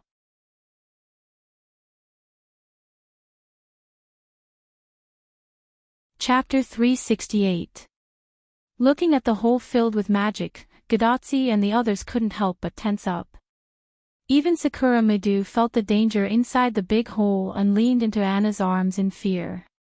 Welcome, welcome, welcome everyone. At this time, a voice came from the hole. After hearing this voice, Wu Ming instantly knew who it was. After all, the two of them had a deep hatred for each other. This voice is... Olga Marie was a little excited. Matthew and Gadotsi were also surprised. Even Roman, who turned off the virtual screen to make it easier for everyone to move, appeared again. Everyone looked at the shadow. A figure came out from the shadow of the hole, wearing a green top hat, green clothes, brown hair, and a gentle smile. Lev! Olga Marie shouted excitedly. That's right, it was Lev, Lev Lenore Floros. Lev, it's great that you're okay. Olga Marie was about to walk over, but she was stopped by Wu Ming and interrupted. Calm down, Olga, he came from the enemy's base. Olga Marie looked at Wu Ming and then looked at Leviticus. Although her eyes were still anxious, Olga Marie had calmed down and wouldn't defect to the enemy. After Wu Ming's persuasion, Olga Marie was now very calm. If it was the previous Olga Marie, she would have rushed over when she heard Lev's voice. Lev, are you still alive? At this time, Roman asked cautiously. Ah, it's Romani. I remember I should tell you to go to the control room immediately. Why didn't you listen to me? Although Lev still had a gentle face and tone, everyone could feel the anger in his words. Lev. Romani looked at Lev in disbelief. Now, not only Roman, but also Matthew and Gadotsi had seen that there was something wrong with Professor Leviticus. Lev. You're not a fake Lev, are you? Olga Marie asked. Leviticus' years of experience and habits made Olga Marie see that, as Wu Ming said, the other party was not a fake Leviticus. Yes, Olga, I am indeed Lev, Lev Lenore Floros. Lev smiled and looked at Olga Marie. By the way, you're also working hard, Olga. Lev said. It's okay, but I have a follower. Olga Marie smiled. She also saw that this Professor Lev was a little different from the previous Lev, but there was no doubt that this was the real Leviticus. However, Lev's words made Wu Ming's words. Later, as if confirming Wu Ming's guess, Lev said those words. You actually died a long time ago. Sure enough, Wu Ming frowned. Since Lev said to let Roman go to the control room, Wu Ming guessed that the explosion in the control room was Lev's doing. Now, it seemed that he was right. After Lev finished speaking, Olga Marie was a little sluggish and made a puzzled sound. I'm dead. Olga Marie said with some disbelief. That's right, Olga. I put the bomb under your feet. I didn't expect you to still be alive.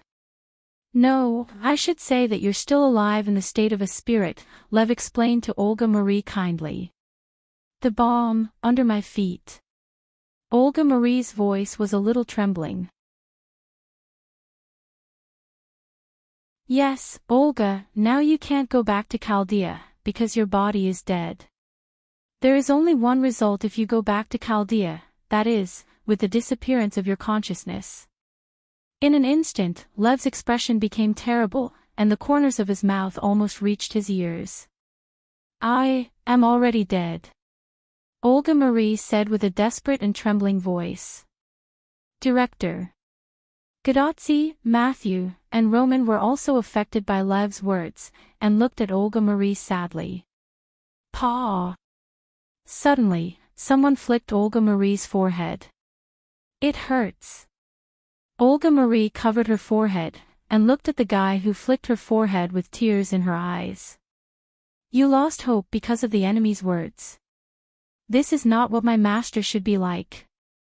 Wu Ming looked at Olga Marie's eyes and said helplessly. Humans are a group of creatures with short lives and afraid of death. But because of this, humans will do something when they know that sooner or later they will die. Then, Wu Ming turned to look at Leviticus. Let's not talk about whether this guy is lying to you or not. If we can't restore this singularity, I'm afraid that not only Olga Marie, but also Tachika, Matthew, and even Roman will die. After Wu Ming said that, everyone realized. Yes, if the singularity couldn't be restored, humans would be completely wiped out in a year, and there was no difference between dying now and dying a year later. So, even if it was for themselves, in order to save humans, they had to win. And didn't I say that I can lend you my shoulder at any time? I like you very much as a master. Wu Ming smiled. I'm sorry. Olga Marie apologized, and wiped the tears from her eyes. I am the director of Chaldea, the master of the famous clock tower Animosphia, one of the 12 monarchs, Olga Marie Asmaret Animosphia, the captain of the team who restored the singularity and saved humanity. How could I fall here? At this time, Olga Marie regained her confidence. Lev betrayed me, but I still have my followers, I still have people I can rely on, I will never fall. Seeing Olga Marie like this, Gadotsi and the others breathed a sigh of relief and smiled with relief. Sure enough, assassin, you are a scourge. Looking at Olga Marie who regained her courage, Lev looked at Wu Ming expressionlessly. Then I'm sorry, I especially like to scourge those villains, especially the fake gentleman wearing a green hat. With that, Wu Ming deliberately took off his black hat and made a noble salute. Did you know? I was going to burn down this era and give the Holy Grail to Queen Arthur. I was going to leave this era, but who told me to meet you? Lev didn't care about Wu Ming's mockery and continued speaking calmly. My idea is right, the last master of humanity can't do anything, the dead Olga Marie can't do anything, these tools, followers, can't do anything. Then, Lev showed a terrible expression. The most important thing is you. But, in an instant, Lev returned to his amiable appearance. But it doesn't matter, you're going to die anyway, I'll be merciful and forgive all the things that annoy me. You really dare to say that? Bastard!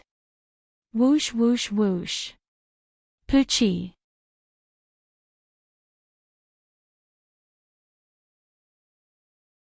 Chapter 369. For noble phantasms pierced through Lev's body. Gu Dazi couldn't help but turn his head away. No matter what, they were acquaintances after all. He really couldn't bear to look at it. Oh, Hero King is still grumpy. Although Lev was pierced through by Gilgamesh's noble phantasms, he didn't die. Everyone looked and saw Lev's body shaking slightly. This was obviously a projection. I've been in Chaldea for so many years. I can use this kind of projection. Roman and Olga Marie frowned. Lev then looked at Gilgamesh, who was expressionless. Ignoring the fact that Assassin is here, Hero King Gilgamesh is considered one of the best tools. I wouldn't dare to come alone. Bastard! Gilgamesh glared. Lev's word tool obviously angered Gilgamesh. I think so too. With your kind, it's unlikely that you'll face us. Wu Ming said sarcastically. Whatever you say. Now, enjoy the feast I've prepared for you. Lev smiled at Wu Ming's sarcasm. After that, Lev's figure disappeared like a screen without electricity. This king will crush that bastard. With that, Gilgamesh's spiritual form disappeared. It seemed that he had entered the Yuanzhong mountain. That. Don't we need to take care of this king? Roman smiled awkwardly. Roman's intention was naturally to be careful. However, Wu Ming shook his head. She's not angry enough to need us to remind her. Gil can help us find the way. You're really relaxed. Gadotsi smiled awkwardly. Anyone who had a willful follower like Gilgamesh would have a headache. However, Wu Ming was very relaxed. I think I know her the best in the world. Don't worry, nothing will happen. Let's go in quickly. Then, everyone entered the big hole. However, the moment they entered, Wu Ming felt as if he had passed through a layer of film. Then, he found that the people behind him had disappeared, and his surroundings had turned into a maze-like stone wall. Is this an enchantment? Wu Ming frowned. It was probably the enemy's noble phantasm. Wu Ming could feel that it was an enchantment, and its level was not low. This is troublesome. After all, Wu Ming and the others had the advantage of having more people and being able to work together. However, the enemy's unknown servant used a noble relic to separate them, which was quite a disadvantage. It seems that I have to hurry up. Saying so, Wu Ming looked at his gloved left hand. Then, Wu Ming began to explore the labyrinth. It was actually very easy to crack this type of noble phantasm, that was, to get out of the labyrinth. However, in Wu Ming's view, this labyrinth was quite difficult, and he was afraid that it would take a while to crack it. However, it was better to move forward than to wait in place, and Wu Ming could feel a slight connection with Olga Marie. Duh, duh, duh. At this moment, the sound of footsteps in night boots could be heard. Wu Ming looked at the two figures in front of him, ready for battle. Altoria and Leviticus. Welcome, welcome, welcome to Chaos Labyrinthos. Lev was the first to speak, looking at Wu Ming with a pleasant expression. Chaos Labyrinthos. Is that the name of this noble phantasm? Wu Ming began to think. Yes, I'll tell you directly, this noble phantasm is held by a monster named Militanos, but then again, it's really easy to control a berserker. Lev directly told Wu Ming the servant who held this noble phantasm and laughed at him. So, your purpose of separating us is to defeat us one by one, Lev? Wu Ming smiled indifferently. That's right, but don't be mistaken, I don't want to use King Arthur's sacred sword. Lev admitted generously. I think so. Wu Ming sneered. The feeling between Wu Ming and Lev was comparable to life and death enemies, and they would not let go of the opportunity to kill each other. You didn't leave this era, but stayed. I'm afraid it's because of this, right? Wu Ming asked. Yes, I don't know why, but when I think of killing you with my own hands, I feel very happy. Lev grinned and looked at Wu Ming ferociously. Spare, you go and deal with the last master of Chaldea, I specifically left them behind. Lev ordered Altoria. Altoria did not say a word and left step by step. It seemed that as Lev said, she wanted to deal with Wu Ming with her own hands. Wu Ming thoughtfully looked at Artoria who was leaving. He always felt that Artoria obeyed Lev's orders for another reason. Then, let's begin, assassin. Lev laughed ferociously, and his body began to squirm and change. As for the others, Gilgamesh looked at the empty space around him. This seemed to be the center of the labyrinth, and it was the size of a few football fields. Standing opposite Gilgamesh was a spearman in golden armor. A rat that escaped dares to appear in front of this king again. Gilgamesh looked at Karna with disdain. I have no choice. Only I can defeat you, so the master sent me here, Karna said emotionlessly. Then, are you ready to be cut into pieces? Instantly, countless golden ripples appeared behind Gilgamesh. Karna, who was opposite him, also raised the spear in his hand that was transformed from the Brahmastra. Stheno and Urieli looked at the labyrinth where only the two of them were left, and looked around cautiously. At this time, a scarlet eye emerged from the shadows of the labyrinth beside them.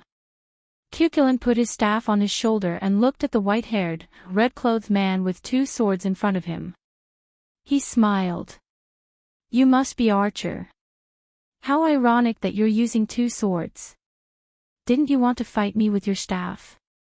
The unknown heroic spirit said calmly. You're right. Cuchulainn put his staff in a spear position and pointed it at the unknown servant. Come on, Archer. After that, Cuchulainn rushed forward. The unknown heroic spirit also stomped his feet and faced Cuchulainn. Anna raised her scythe, and the person behind her grabbed onto Anna's cloak in fear, not daring to look at Sakura Midu. Opposite them, a man with two spears and a mole at the corner of his eye stood there. Dirty, Anna suddenly said. I'm sorry, but this is irresistible. Blame it on the fact that you're women. Gadotzi and the others came to a huge underground cavern. I'm afraid this is the depths of the cavern. It seems that Assassin and the others were separated from us by some unknown means, Olga Marie analyzed. At this time, the sound of iron boots stomping on the ground was heard. The Dark Knight King appeared in front of everyone.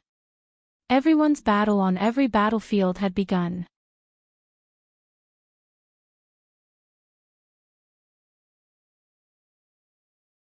Chapter 370. Wuming looked at the giant flesh pillar with countless huge eyeballs in front of him and then looked at the black mud-like liquid that it was emitting. He was even more certain that it was related to the origin black mud. It's just like Darius, Wuming said in disgust. Although the shape was different, the feeling that this giant flesh pillar gave Wuming was the same as the black mud giant that Darius controlled back then. Ha ha ha, this is my true form, demon god pillar Flawless. The giant flesh pillar made a sound from nowhere. Then, it was Leaf's voice, but it was filled with magnetism. I've already heard about you from the other demon god pillars.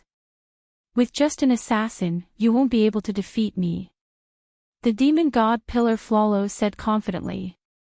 I see. Are all of you demon god pillars a whole? Since Flawless said, we are waiting, and after learning about Wuming from the other demon god pillars, Wuming guessed that Flawless and the other 72 demon god pillars were a whole. That's right. We are a group that is more advanced than an individual human. The demon god pillar swayed. The demon god pillar that pierced the sky gave off a feeling that it would fall. Then, let's begin. As he said that, Wuming's eyes turned red. In an instant, countless fog emerged from Wuming's body, blocking Wuming's figure and the giant demon god pillar Flawless.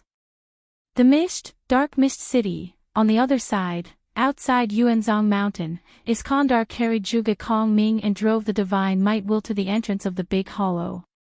Oh! It seems that they have entered the Big Hollow. Iskandar said as he looked at the entrance with traces. But my noble phantasm can only sense Chaldea's master and a group of people. I can't sense the other servants. Zhuge Kongming frowned as he thought of something bad. You're right, it's my old enemy. Suddenly, a young female voice sounded. Judging from his tone, I see. Zhuge Kongming instantly knew who the visitor was. At the top of the mountain, an ancient china chariot was parked there. A blonde woman wearing ancient clothes and holding a feather fan stood on the chariot. Oh! Is this someone you know, Kongming? Iskandar asked.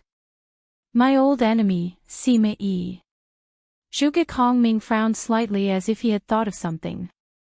Just as you thought, Master already knew that you would betray him with the Conquest King. Therefore, he has already summoned the 7 servants. The woman named Sima Yi waved her feather fan and said with confidence. Ha ha ha, if that's the case, there's an ambush here. Iskandar was not sad but happy at the thought of an ambush. He started laughing loudly. After all, I've already thought of this situation, so there's nothing to worry about. Zhuge Kongming said calmly. Together with his handsome face, he looked like an aloof Prince Charming. Oh, is that so? Then, take this move of mine. As he said that, several tentacles suddenly shot out from the ground and wrapped around Iskandar's divine might wheel. If Wuming and the others were here, they would definitely be shocked because they had seen these tentacles before. Ha ha ha, just tentacles. They're not enough to suppress me, the Conquest King. As he said that, Iskandar waved the reins in his hands and prepared to use the divine might wheel's lightning to break free from the tentacles. Moo! The 2 flying-hoofed thunderbolts roared and broke free from the tentacles. However, countless tentacles appeared in an instant, and these tentacles were much thicker than the ones that wrapped around the divine might wheel. They were like giant trees that covered the sky, and the tentacles instantly trapped the divine might wheel that had yet to fly. It's not enough. Ha ha ha. Iskandar's arrogant laughter came from the tentacles. However, these giant tentacles could not trap the Conquest King. Moo! As the flying-hoofed thunderbolts roared, the divine might will tore apart the giant tentacles and then rushed into the sky. When did you start to use these things, Sima Yi? Zhuge Kongming said calmly. Hee, of course, you can use illegal means at the right time, and this isn't something that I would do. As if responding to Sima Yi's words, an entrance opened in the group of tentacles that were still dancing on the ground. A man wearing a wizard's robe with protruding eyes and pale skin appeared. "Greetings, military advisor." As he spoke, the man bowed to Sima Yi. "Let me introduce you, this is Castor, magician. His real name is the French Martial Guild de Ray of the British and French war species. Because he is addicted to alchemy, he has the Castor profession." It seemed that this person was the one who controlled the tentacles. Sima Yi did not hesitate to tell Iskandar and Zhuge Kongming the real name of the man who came out from the tentacles. Gilles de Ray, on the other hand, appeared indifferent. "As you can see, this is the subordinate that Master assigned to me." Like a little girl who got a toy, Sima Yi smiled. "And I have more than one subordinate." As she said that, a sword light flashed. "Moo!" Iskandar's flying-hoofed thunderbolts screamed and fell with the divine might wheel. In an emergency, Iskandar grabbed Zhuge Kongming's collar, jumped down from the divine might wheel, and landed firmly on the ground. "That sword is..." Iskandar, who was also a king, saw that the servant who released the sword light was a king. She had long white hair, rather revealing white clothes, dark skin, and a rainbow-colored sword in her hand. The girl's figure slowly appeared. "I am the destroyer of all civilizations," the girl said expressionlessly. "This is the Hun emperor who once conquered Europe, known as God's Whip, Attila." Sima Yi introduced again. "I have another subordinate, but I don't think it's necessary, so I let her move freely," Sima Yi said casually. "How arrogant. This is not like you, Sima Yi." Zhuge Kongming mocked Sima Yi. "Hee, other people aside, Attila with the war god's sword is enough to defeat you. Do you want to try?" Sima Yi said provocatively and looked at Iskandar. "Ha ha ha. That's exactly what I want. To be able to fight against the famous military commander Sima Yi, Martial Guild de Ray of France, and the Hun Emperor with the title of God's Whip, this is a rare opportunity." Iskandar laughed and did not look timid after losing the divine might wheel. "Then, let me show you my king's road." After a few seconds, the clamor outside Yuanzhang Mountain was gone and it was completely quiet. However, the battle was still going on in a place that could not be seen.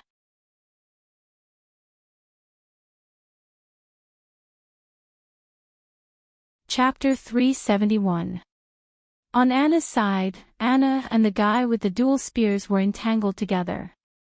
Because the other party had promised in his name that he would never harm Sakura Midu, a young child, Sakura Midu stood in place and watched Anna and the other party fight. "Delamudo Odina," Sakura Midu said with some worry. Of course, she wasn't worried about the dual spear knight called Delamudo, but she was worried about Anna. Delamudo Odina was the first knight of the Red Branch Knights. He was related to Fergus, Cuchulain, and even Sira. If Wuming was here, he would probably be able to recognize Delamudo. The most important thing was that the other party had dual spears and dual swords.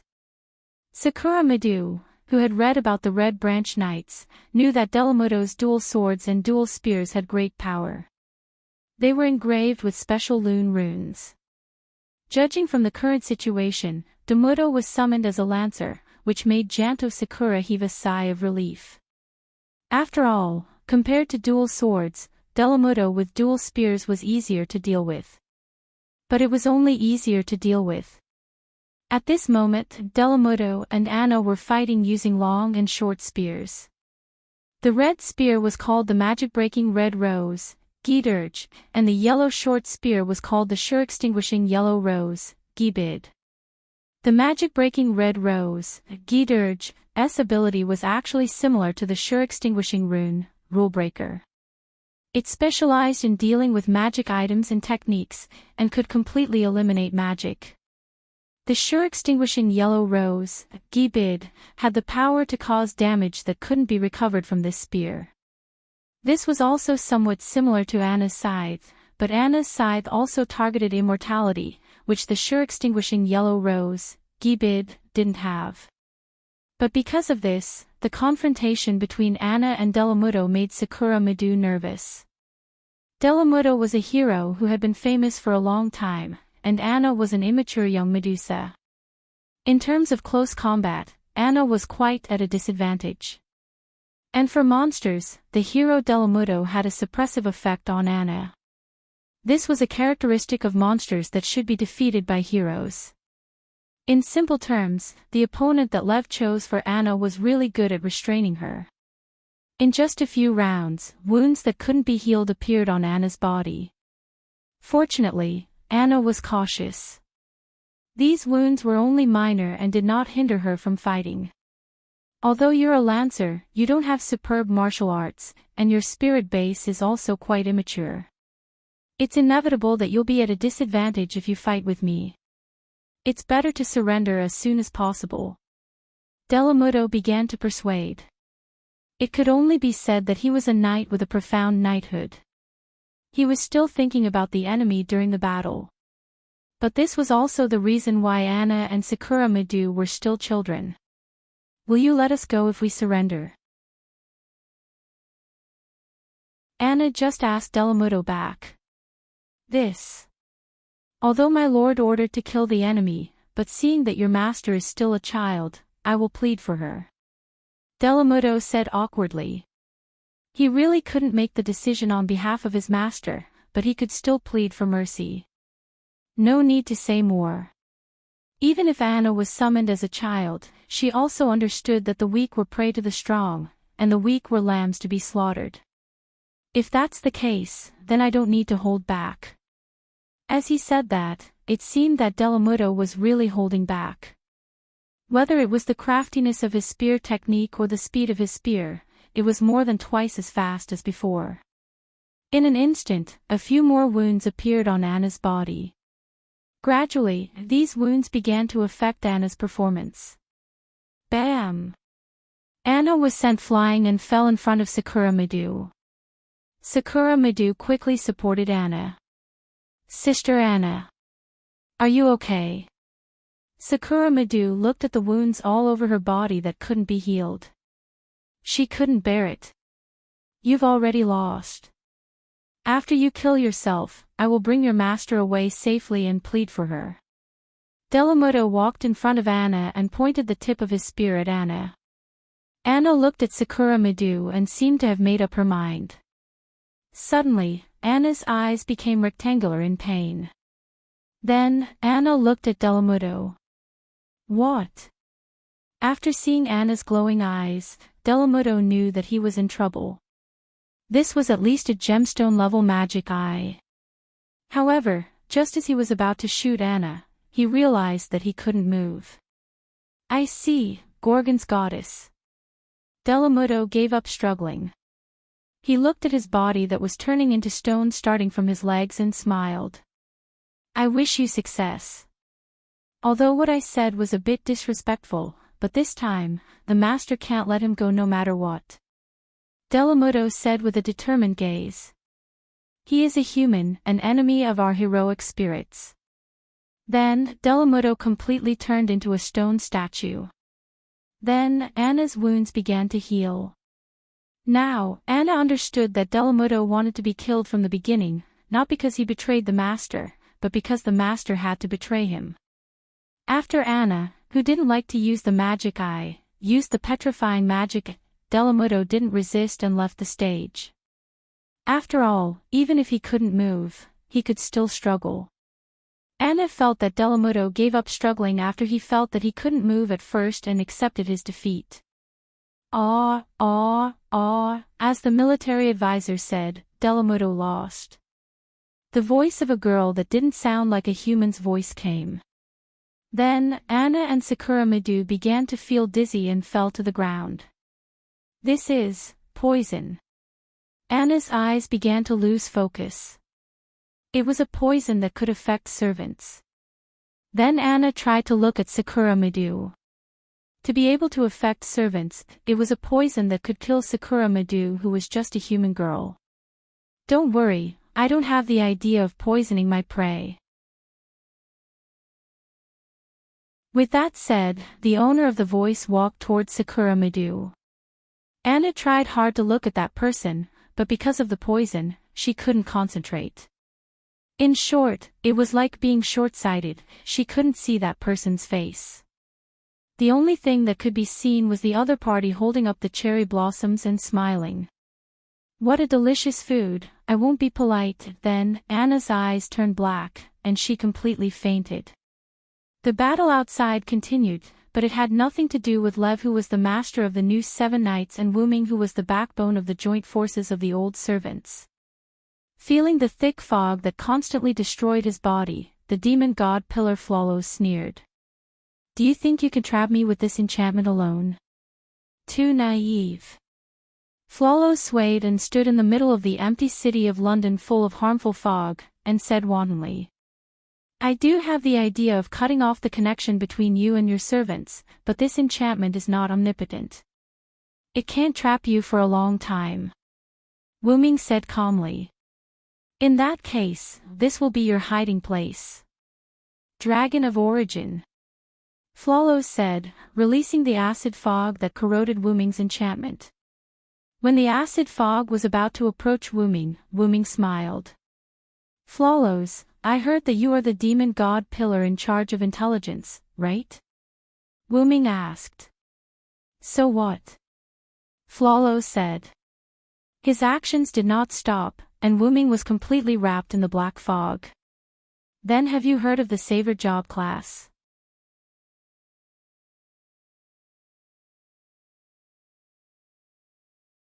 Chapter 372. In the center of the city of London filled with white fog, on the towering demon god Pillar, countless eyes were blinking. At the same time, a black fog that represented an ominous color constantly emerged from the demon god Pillar, quickly diffusing in the city of London, trying to swallow everything. And at this moment, a little golden light vaguely flashed from the black fog. Boom! As if something had exploded, a gap was opened in the black fog, and a golden light shot straight up into the sky. What? Accompanied by Lev's magnetic voice, the demon god Pillar also made an indescribable scream. Let me praise your courage first. Demon god Pillar Flawless, after knowing my identity, you should have run away immediately. After all, as an assassin, I can't chase you. Wu Ming's voice came from the golden light pillar. But you didn't. You thought that I am now a clone, and you can kill me. I have to say, you are extremely stupid. The golden light disappeared, and Wu Ming's figure appeared. She had short black hair, red pupils, pure white clothes with golden patterns, and a golden headband that looked like an olive branch was firmly placed on her head. That's right, this was Wu Ming's savior. This was also the reason why Wu Ming said that he was also a trump card in front of Olga, Marie, and the others. How is this possible? Without the Holy Grail, how can you change your class? Floro said with some horror. Indeed, Wu Ming needed the help of the Holy Grail to change his class. During the battle with Darius, because Wu Ming was a class card at that time, his nature was not the same as that of a servant's spiritual body, so Wu Ming's body in the root could affect Wu Ming at that time. Now, because Wu Ming was a servant summoned by the Holy Grail, his spiritual base was different from the spiritual base materialized by the class card. Therefore, he still had to rely on the power of the Holy Grail, just like when he was in Tolofis. And Floros, who transformed into the demon god Pillar, knew this, so he was not afraid of Wu Ming. After all, the Holy Grail had been stuffed into Artoria's heart by him with the power of the demon god. Unless Wu Ming experienced a heart gouging, he could not change his class through the Holy Grail. Of course, Wu Ming did not do anything like heart gouging to Artoria. Wu Ming was able to change his class because of the Holy Grail. After all, Wu Ming had a portable treasury that could carry all the treasures in the world with him. Why would he need to do anything else? Gilgamesh's treasure vault, of course.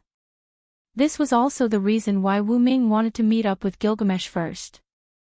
When Wu Ming first came to Fuyuki City, the reason why he wanted to summon young Jill was to borrow the Holy Grail in his treasure house.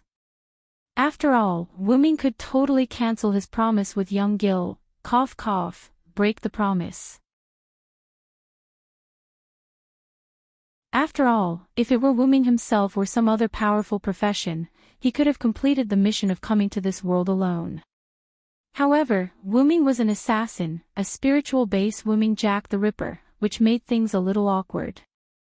This could be considered as Wuming's punishment for cheating. However, this awkwardness was not because Jack the Ripper's spiritual base was weak, but because it was not right. Fog Knight's murder, intelligence erasure, inherent enchantment dark mist, the mist, and Mary Ripper, the lady, were all powerful skills and noble artifacts. However, in the face of something like the Black Mud, it was inevitable that it would be a little difficult to resist. It was precisely because of this that Wuming chose to summon young Gil. This way, he wouldn't owe young Gil anything. However, who would have thought that a woman would appear? Fortunately, this queen was easy to deal with, cough cough, easy to get along with. After all, they were both Gilgamesh, and they both had the Gate of Babylon. They both had the Holy Grail in their treasure vaults, so there was no difference between them. Because he didn't expect the enemy to attack so quickly, and because Wuming didn't have time to ask Gilgamesh for the Holy Grail, he was sent flying by Artoria's Holy Sword Light Cannon, of course, because Gilgamesh's Holy Grail was not the Holy Grail of the Holy Grail War. It was reasonable to say that Wuming shouldn't be able to use this Holy Grail to change his profession. This required Wuming's command incantation on the back of his left hand that belonged to Gilgamesh. The command incantation was given by the Holy Grail of the Holy Grail War, so the two were connected.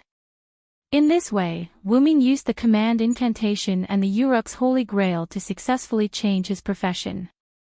This was the special condition that Wuming told Olga, Marie, and the others before. Without these two special conditions, the result of changing his profession would not be born. As for how I successfully changed my profession, you don't need to know. Wuming looked at the demon god pillar Floros with a benevolent look. It could only be said that Floros' intestines were green with regret. If he knew this would happen, he would have left quickly. However, there were no ifs in all of this, so Floros still had to bite the bullet. Damn it! You're just a servant. See how I'll destroy you. With Lev's angry roar, the demon god pillar also made an indescribable sound. Then, countless fog rushed toward Wuming, followed by countless heat rays from the eyes on the demon god pillar. Swoosh! With a flash of a sword, the attacking fog and heat rays were all scattered. The sword continued to move forward and attack the demon god pillar, leaving a deep burn mark, as if an undead creature had touched the holy light. Ah! What is this? Lev screamed, and the demon god pillar kept squirming to get rid of the pain. Wuming, on the other hand, was holding a platinum holy sword that looked like Artoria's Excalibur. Its name is Savior's Divine Sword. How is it? It's not bad, right? Wuming looked at the demon god pillar in the air. The sword that just broke the fog and heat rays was from Savior's Divine Sword. Damn it! Damn it! Damn it! Lev's voice was crazy, and it began to sound a little different from Lev's voice. By the way, now you should feel the malice of the surrounding air, space, and the whole world toward you, right? As if to verify Wuming's words, Floros' body began to gradually collapse. Nemesis of Evil was an EX level skill, and Wuming also hit the demon god pillar just now. Even if Floros had the black soil in his body, it was not easy. How is this possible? I'm the king's subordinate, and you want to defeat me as a servant. Oh! Demon god pillar Floros began to scream, and the indescribable screams filled the entire city of London. At this time, Wuming raised the Savior's divine sword. The tip of the Savior's divine sword began to gather a heat source, and the heat source gradually became larger, forming a constantly growing sun. So, from the beginning, you have no chance of winning, demon god pillar Floros. After that, Wuming waved the savior's divine sword.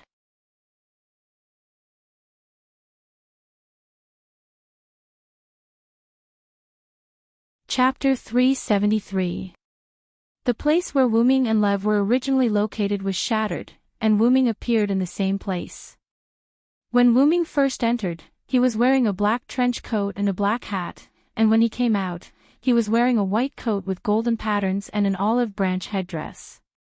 Of course, the olive branch headdress was transformed by Kalas. Wuming, who came out of the enchantment, was also holding a green figure who was struggling to survive. That person was Lev, who turned into the demon god pillar. At that moment, Lev's green hat was gone, and his green clothes were tattered, and he looked like he was tortured to death. But in fact, Lev just ate Wuming's attack. Back to the topic, Wuming's divine blade of salvation only knocked Leaf back to his original form. Knocking back Leaf Flawless was the demon god pillar. It was not that Wuming was merciful, but it was as if the two were not completely the same person. After demon god pillar Floros was defeated, Lev appeared automatically. Looking at Lev, his spirit had been completely collapsed by the world. Lev's human personality had disappeared, and now Lev was just a medium for demon god Floros. Looking at Lev like that, Wuming shook his head. It's a disaster to keep him alive. Although his spirit collapsed like a vegetable, his body could still summon the demon god pillar with a specific summoning method. Noble and powerful, wise and kind, I will incarnate a miracle and lead the world to the dawn. After saying that, Wuming entered the magician's incarnation state.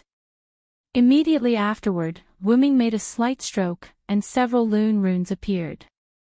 At that moment, Lev's whole body was burning. After being strengthened by the magician's incarnation, the flame produced by the lune runes was a holy white flame. In just a few seconds, Lev's body was burned out, leaving nothing behind. Since the master is here, I don't know if these servants summoned by Lev will disappear. After all, because of the mutation of the Great Holy Grail, even if the master disappeared, they would not disappear. At that moment, the entire labyrinth began to shake as if it was about to be shattered. Gil. Wuming looked in a certain direction. Wuming, who became the savior, could be said to be the closest to the master's strength. Wuming could clearly feel the destruction of the space. It seems that Gil is also serious. Wuming laughed. In truth, Gilgamesh should have done this long ago.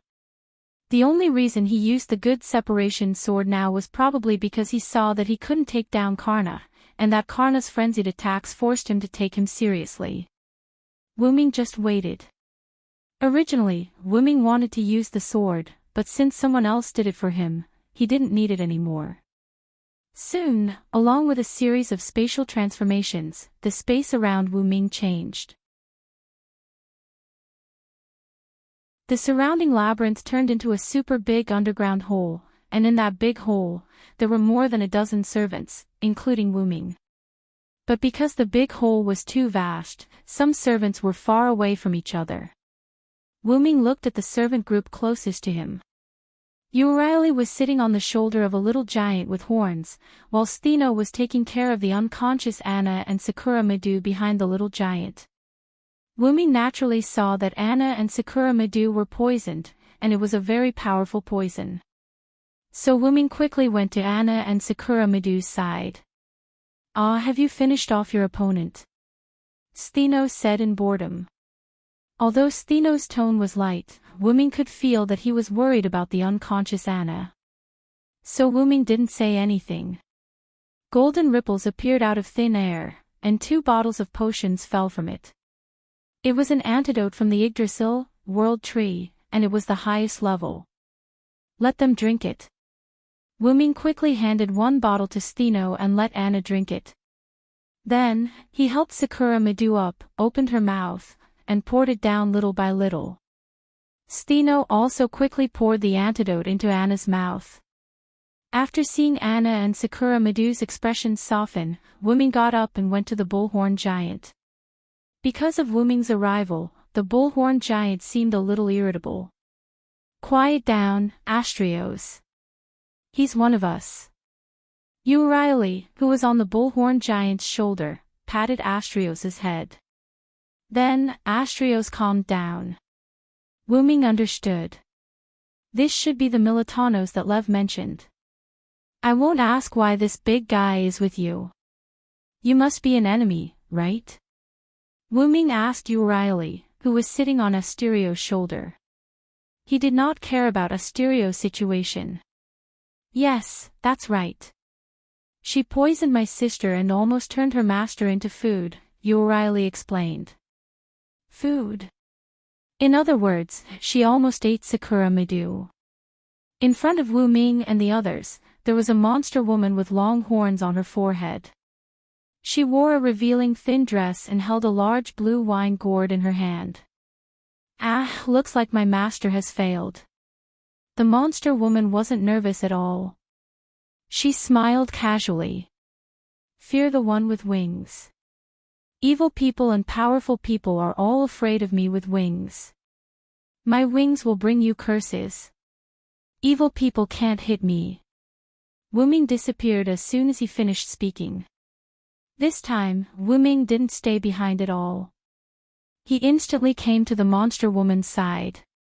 The divine blade of salvation appeared in his hand out of thin air.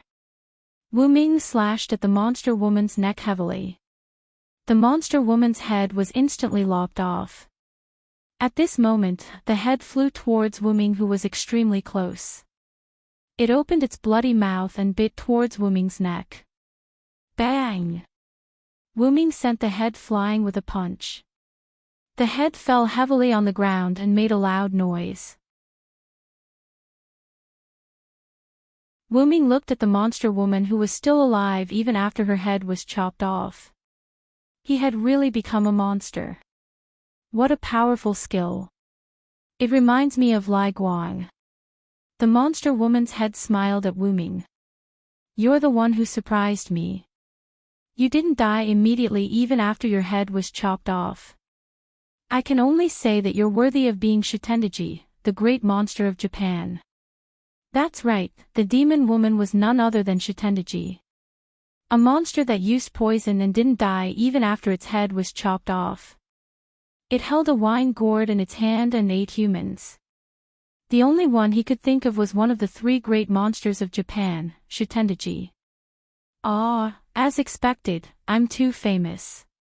I was actually discovered so quickly. Shutendaji spoke as if she was chatting with an old friend.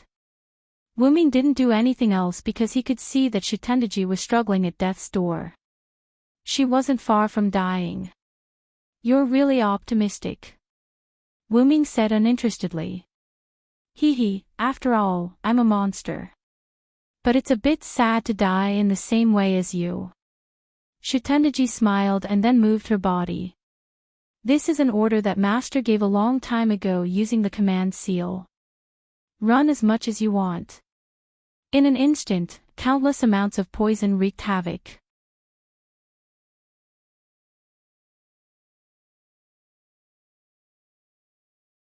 Chapter 374. In an instant, Shutendaji's wine gourd exploded. The wine gourd was like a bottomless pit, releasing endless seven-colored venom. The seven-colored venom exuded a terrifying aura. Although Wuming could resist it, Wuming didn't think that the servants and masters inside the big hole could resist it. Run as fast as you can. Shutendaji's head smiled, then disappeared with his body. Only the large amount of venom was left behind. The most important thing was that the venom was still spreading at an alarming speed.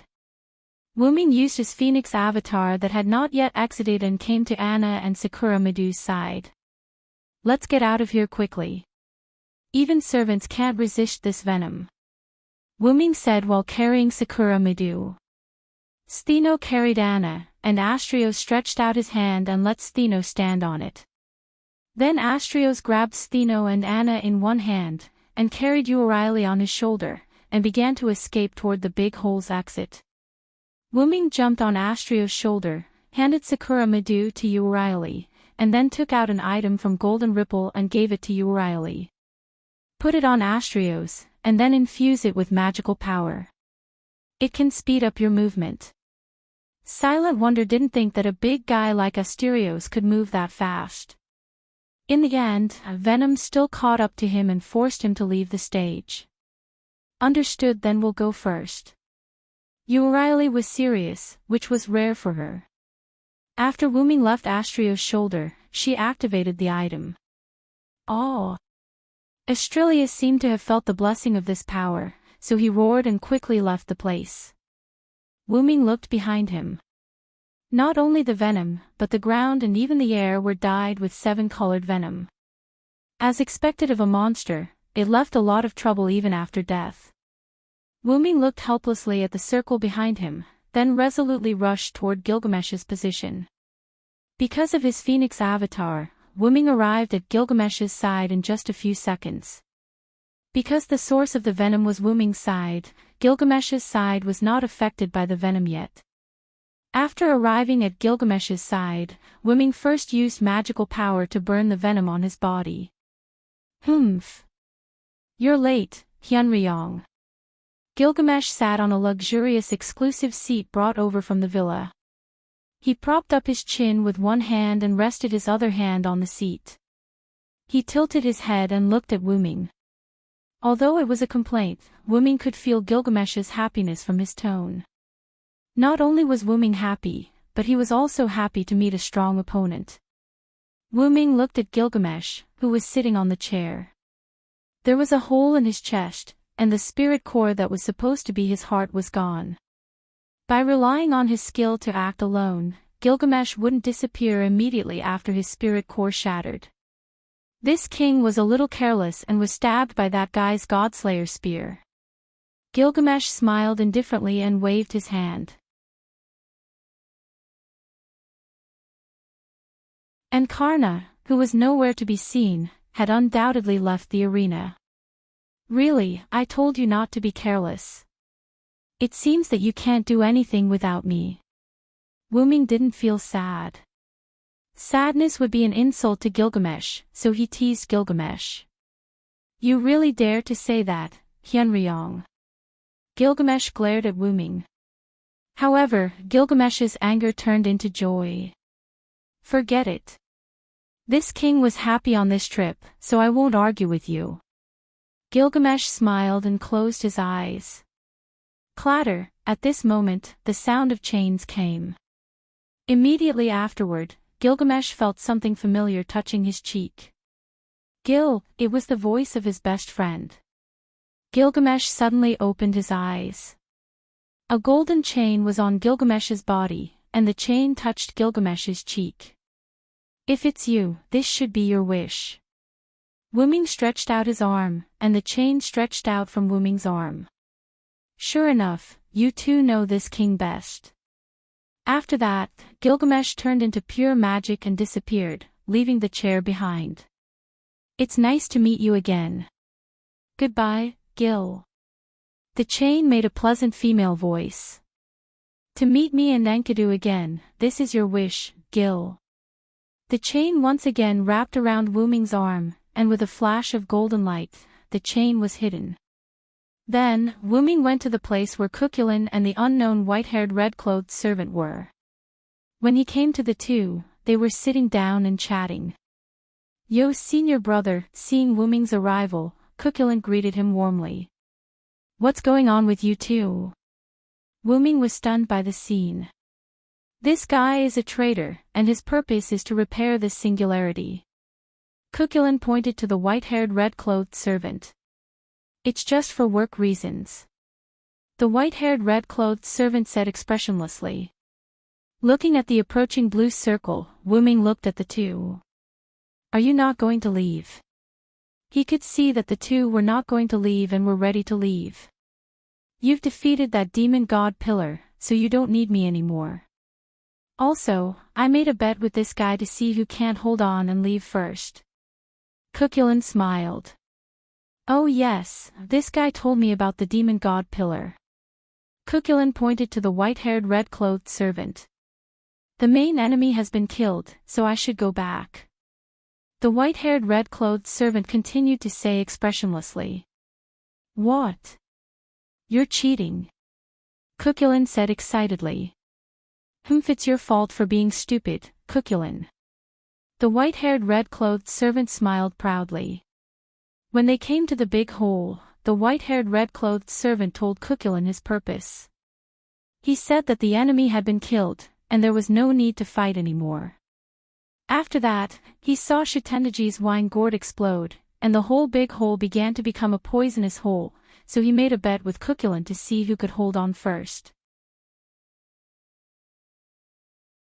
After knowing that the mastermind behind the enemy had been killed, Cuchulainn, who was not satisfied with the fight, said that of course, he could fight with him.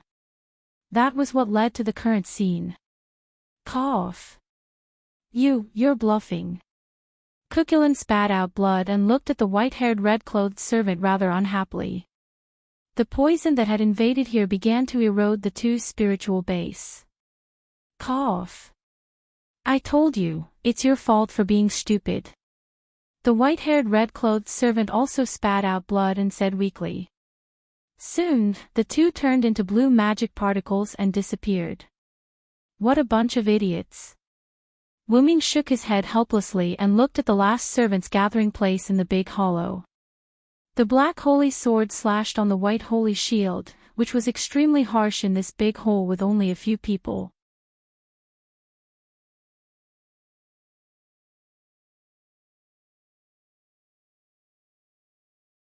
Chapter 375. Matthew. Gadotzi watched from a distance. The aftermath of the clash between the holy sword and the holy shield made her unable to get close. Olga Marie frowned and looked around worriedly. Venom was almost here. Damn it. King Arthur has been entangling Matthew. We can't retreat at all. Olga Marie had suggested that they meet up with the others as soon as they left Chos Labyrinthos, the eternal maze of the inherent enchantment. However, Artoria was not one of them, and she would not let go of the prey in front of her. In this way, until Shatendaji's wine gourd was activated and began to turn the big hole into a poisonous area, Matthew was still resisting Artoria. Ah! That guy, does he want to drag us down with him? Olga Marie scratched her head and said irritably. Matthew has already taken 3 of King Arthur's noble phantasm, and now he's barely holding on. Gadotzi looked at Matthew, who was already a little unstable, and said worriedly. Gadotzi and Olga Marie were only humans, and they could not interfere with the battle between Artoria and Matthew. Just when the two were at their wits' end, a white gold figure rushed past Gadotzi and Olga Marie. It was Wuming. Assassin. Gadotzi and Olga Marie were both surprised, and then they were happy. Wuming nodded to the two, and then rushed to Matthew and Artoria in an instant, holding the sword of salvation and cutting them apart. Assassin. Senpai. Great. You're here. Matthew weakly leaned on his shield and looked at Wuming. Gadotzi and Olga Marie saw this and quickly ran to Matthew's side, supporting the weak Matthew. Artoria, on the other hand, stood there quietly without saying anything. Wuming took out a red recovery potion from the golden ripple and tossed it to Gadotzi. This is a recovery medicine. Give it to Matthew later, Wuming instructed. Gadotzi caught the recovery potion in a panic and nodded solemnly. Olga Marie, who was supporting Matthew, shouted seriously and nervously. Assassin, this place is about to become a poison zone. We need to leave quickly. After all, Olga Marie was also a first-class magician. She could still see that the poison that was close to everyone was a noble relic poison that was effective against servants. You guys leave first, Wuming said, raising his hand in the direction of Olga, Marie, and the others. Gate. Following the recitation of the spell, a dark purple hole appeared under the feet of Olga and Marie. This was the long-awaited portal. Wah! Along with the sound of panic, the 3 of them successfully fell in. Don't worry, the other side of the portal is safe at the foot of the Yuanzhang mountain. I'll be there in a while. Wuming said to the portal, but he didn't know if Olga Marie and the others could hear him. Snap. Wuming snapped his fingers, and the portal closed. Lia, long time no see. Wuming smiled at Artoria. Artoria picked up the mask that fell on the ground and put it on her face. Come on, if you want to restore this era, you must defeat me. Artoria said and raised the black holy sword. Whether it was Wuming or Artoria, both of them knew that the Holy Grail was the key, and the Holy Grail had been placed in Artoria's heart by Leviticus. The Great Holy Grail in Winterwood City was not the huge female sculpture that Wuming obtained from the Battle of the 14 Horsemen, nor was it the cup-shaped Holy Grail in Gilgamesh's treasure vault that Wuming had used. It was a rather complicated technique. The reason why Wuming saw a Holy Grail in Artoria's heart before was just the manifestation of the Holy Grail technique. But after Lev's series of manipulations, the Holy Grail technique had turned into a Holy Grail. In short, the Great Holy Grail in Winterwood City was no longer a technique. When Wuming transformed into a saver, he noticed the strangeness of the Holy Grail through his connection with the Holy Grail. The Holy Grail in Artoria's heart was the product of the combination of the Holy Grail brought by Lev and the Holy Grail in Winterwood City. You obey Lev because you want to maintain this singularity, right, Lia? Wuming did not continue the topic of Artoria. Instead, he talked about something else. Yes, that's right, Artoria admitted frankly. It was also when Wuming changed his class through the Holy Grail that Wuming realized this. This era was a singularity caused by the Holy Grail, but the Holy Grail would also maintain this singularity. This was also why Chaldea wanted to recover the Holy Grail. Because after the Holy Grail was recovered, this era would change back due to the self-recovery of the world. And the reason why they wanted to maintain this singularity, Wuming thought it was because of Leviticus. Even if I don't accept his identification, other servants will become the ones who hold the Holy Grail in this era. In that case, it would be better for me to protect the Holy Grail, Artoria said lightly. Sure enough, even if King Arthur became a Dark King, he was still the same King Arthur, just a little bit colder. This was also the reason why he kept chasing after Matthew. That child has not fully inherited Galahad's power. She is too young. She must be trained. I knew it. Wuming could not help but laugh. Sure enough, because he did not like Matthew, who had power but could not use it, King Arthur chose to train her. That was why he kept pestering Matthew and did not let them leave. Sure enough, the Holy Grail War is a sinful consciousness.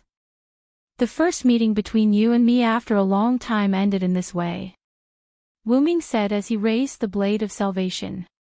In the big hole that had completely turned into a poisonous area, black and golden light shone. Outside Yuzo Mountain, Astralis carried Urieli, Steno, Anna, and Sakura Medu and met Olga Marie and the others at the foot of the mountain. But it was not really a meeting, because Astralis did not plan to run down the mountain. Stop at last, Astelius. You are so naughty, Urieli reprimanded Astelius in annoyance. I'm sorry. Astralis stuttered as she apologized. Because the item Wuming gave me was too useful, Astralis could not stop at all. She only stopped when she was about to reach the foot of the mountain. She just happened to run into Olga Marie and the others who had been teleported by Wuming through the portal. Senpai, are you okay? Matthew asked worriedly as he supported Gadotsi, whose eyes were already swollen. I'm fine, Matthew. Gadotsi shook her head and smiled at Olga Marie. Matthew is over there. Olga Marie pointed at Matthew helplessly. Wasn't he completely out of his mind? Matthew was even more worried now. Thank you so much, leader. Gadotsi smiled awkwardly. Senpai, let's go and rest first. Sorry for being rude. Matthew bowed slightly to everyone and then helped Gadotsi to a nearby rock. You guys escaped too. Is that so? Steno got down from Astralis and said to Olga Marie. Yeah, assassins seem to have used some kind of spatial magic to teleport us here. Is that so? That means that man is still in the poisonous area. Calculating the time, the big hole in Yuzo Mountain had almost completely turned into a poisonous hole. Asterisk boom. Asterisk suddenly, there was a huge explosion. Yuzo Mountain exploded.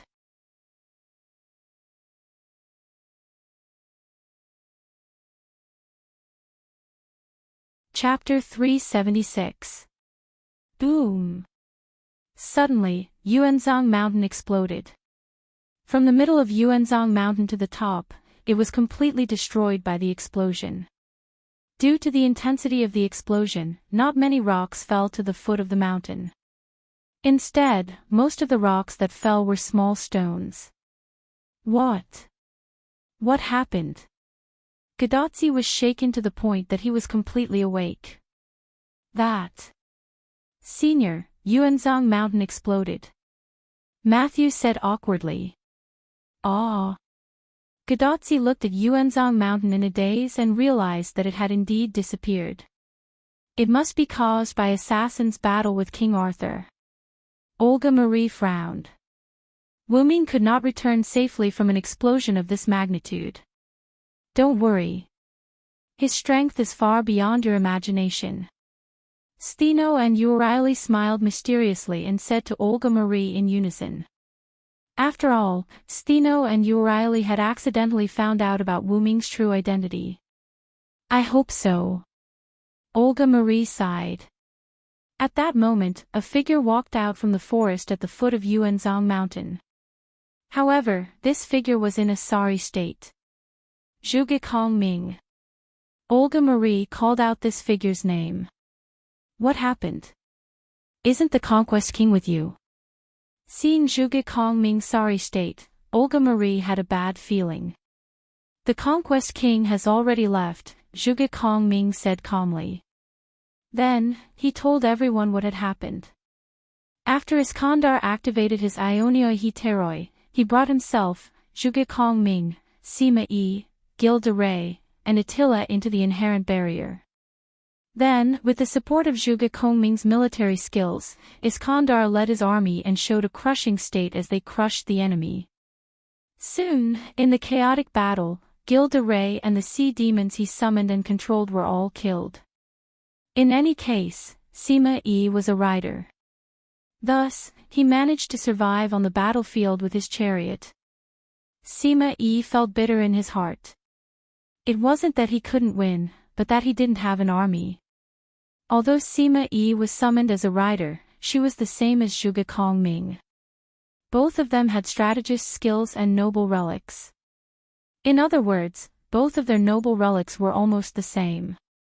However, in the face of tens of thousands of enemy troops, Sima Yi wanted to use Zhuge Kongming's empty fort strategy, but unfortunately, he didn't even have a fort.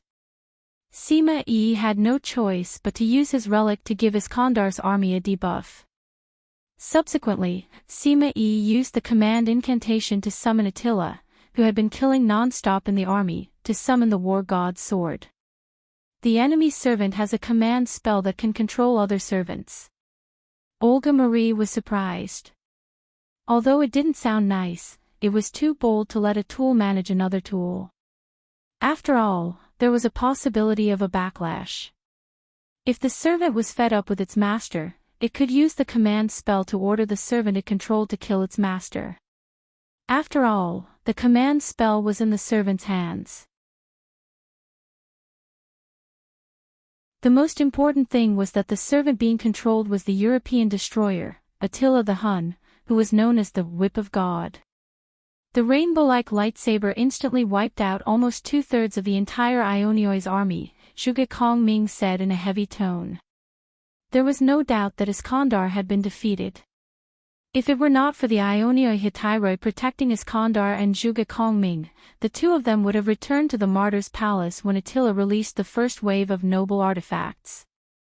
After that, before he was completely defeated, Iskandar used his own power to send Zhuge Kongming out of his inherent barrier.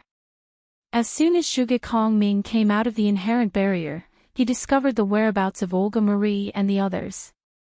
Looking at the time, the Conquest King should have already left. Saying that, Zhuge Kongming took out a cigar out of nowhere, put it in his mouth, and took a deep breath. Are you the only servants left on our side? Have the Hero King and the others all left? Zhuge Kongming asked. They are still in the Yuanzhong mountain.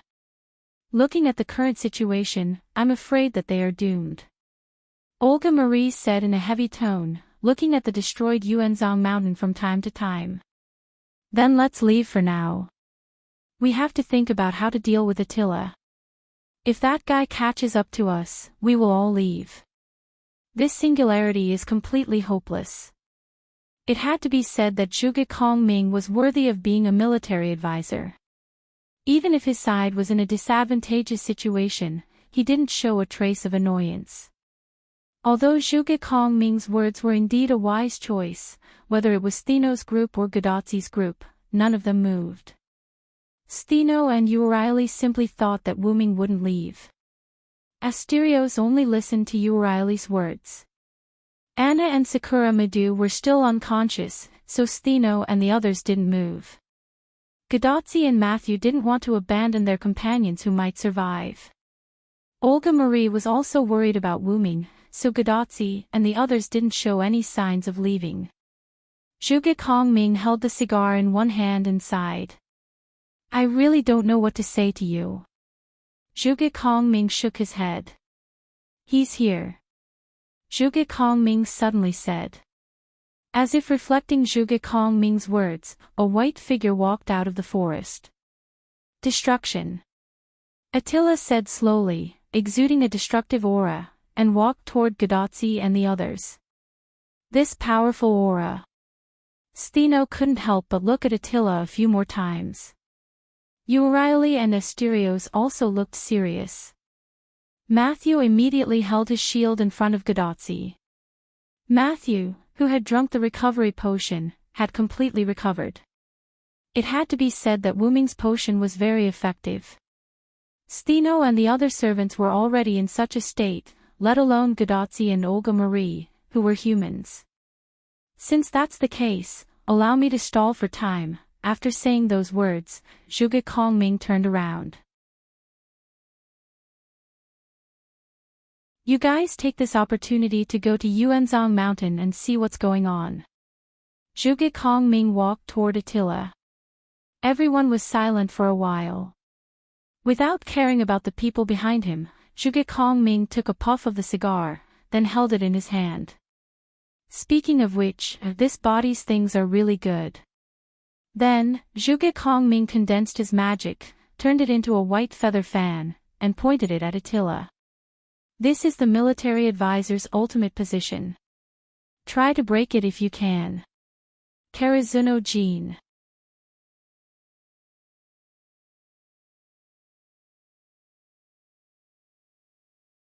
Chapter 377. As Zhuge Kongming's voice fell, dark clouds appeared in the sky. Bam, bam, bam, bam. Along with 8 sonic booms, 8 huge 8 trigrams pillars fell from the sky. With Attila as the center, the 8 trigrams pillars fell in 8 directions around him. In an instant, an invisible force spread out, and Attila stopped in his tracks. A formation. Although Attila had been acting like a berserker and always wanted to destroy, he was still the king of the Hun Empire, the gods whip Attila who had conquered Europe. Attila had also dabbled in the military of the East.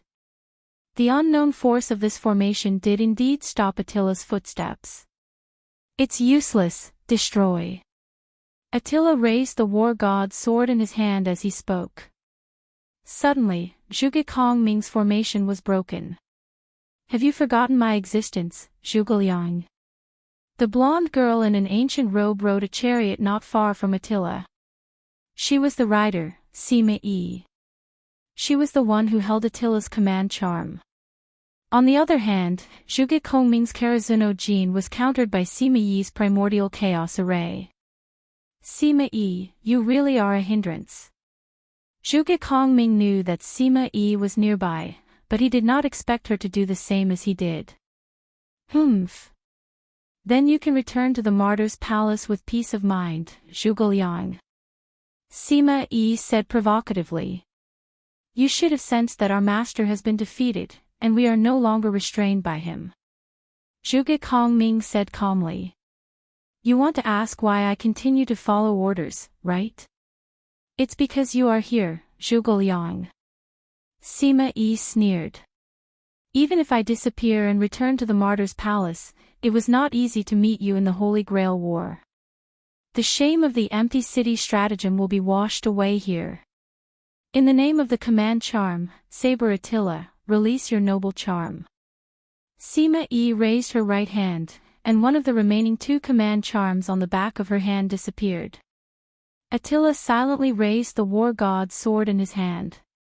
Destruction, the war god's sword began to spin, emitting a rainbow light. Zhuge Kongming took a light puff of his cigar. He was ready to leave the stage. After all, the war god's sword was not something he could withstand. Clank. Suddenly, a shield appeared in front of Zhuge Kongming. Matthew raised his shield and prepared to block Attila's noble phantasm. Are you an idiot? His noble phantasm is the war god's sword. You're not mature enough yet, so you won't be able to block it. Zhuge Kongming shook his head helplessly. But we can't abandon our companions. Gadotzi walked to Zhuge Ming's side. Anyway, we're in the attack range of the opponent's noble phantasm. Since we can't escape, then let's not escape. Olga Marie crossed her arms and said proudly. I don't believe them, but that man. Stheno smiled. If it's that man, I'm sure he'll be able to save me in times of danger, just like Astelius. Euryale stroked Astelius's horn. Aw. That man. I'm looking forward to it as well. Zhuge Kongming took another puff of his cigar. With that, Attila swung the war god's sword, and a rainbow-colored stream of light rushed towards Gadotzi and the others. Matthew! Gadotzi shouted. Yes! Senpai! Mashu inserted the shield into the ground. Lord Chaldeas, simulating the beginning of humanity. In an instant, a huge wall of chalk appeared, protecting everyone behind it. Boom! The colorful stream of light hit the holy chalk wall, and Matthew struggled to resist it. Ah! Her teeth were clenched, her body was trembling, but she didn't move. She was sweating profusely. All of these represented Mashu's difficulties at the moment. Thinking about Olga Marie's words, Gadotzi walked to Matthew and held his hand. Hang in there, Matthew. Block the enemy's noble phantasm. 2 of the 3 command charms on the back of Gadotzi's hand disappeared. Looking at Gadotzi's determined eyes and feeling the endless power that came from nowhere, Matthew smiled and nodded heavily. Ah! Along with Matthew's shout, the chalk wall became more real and complete, and the shape of the outer wall was faintly visible. Boom! The power of the war god's sword reached the end, leaving a regretful sound on the chalk wall that it did not break. The 7-colored radiance was blocked, and the god's whip was blocked by the holy chalk wall. How is it possible? Sima Yi looked at the shield that blocked the war god's sword in surprise. If that's the case, let's do it again. Sima Yi said, raising the back of his hand again. That's it. Suddenly, Wu Ming's voice came. Pfft. The sound of flesh being pierced by a sharp blade sounded, and Sima Yi's heart and soul core were pierced. Pfft. Sima Yi spat out a mouthful of blood, looked at the platinum blade that went through his body, and turned to look at the assassin. I see, King Arthur lost. Sima Yi's body began to glow, and little blue particles were emitted from Sima Yi's body, which was a sign that he was about to leave. Damn it! What a pity! Zhuge Liang. Saying that, Sima Yi turned into magic and disappeared. Wuming put away the sword of salvation and looked at Attila. Destroy, Attila said, and ran toward Wuming. But in the process, Attila's body began to dissipate, and Attila was about to leave. Attila looked at Wuming's left hand and understood. I see, so the Holy Grail war is over. Wuming's left hand held a small golden cube that looked like a Holy Grail. It was the Holy Grail that Wuming defeated Artoria. Attila was forced to return to the martyr's palace. Attila, God's whip, it's time for you to go back. Go back to your martyr's palace and continue to dream. Wuming said something strange, and raised the Holy Grail. Attila did not say anything, and waited quietly. With Wuming's unknown manipulation, Attila's body instantly collapsed, and he turned into pure magic and disappeared. At this time, the holy chalk wall disappeared, revealing the faces of Gadotsi and the others. Assassin! Olga Marie and Gadotsi shouted in surprise. Senior assassin! Matthew was supported by Gadotsi, and he said weakly, but Matthew's voice was full of joy. That man is finally here. Steno smiled. That's too slow, Euryale said. Oh, cried Asterios, not knowing what was going on. He really came, but it's finally over. Zhuge Kongming breathed out a mouthful of smoke and relaxed. The chaotic Holy Grail War of the 21 Servants.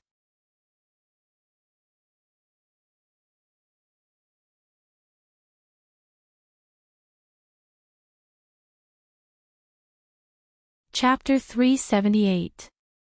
Indeed, out of the 22 servants, only 7 of us are left.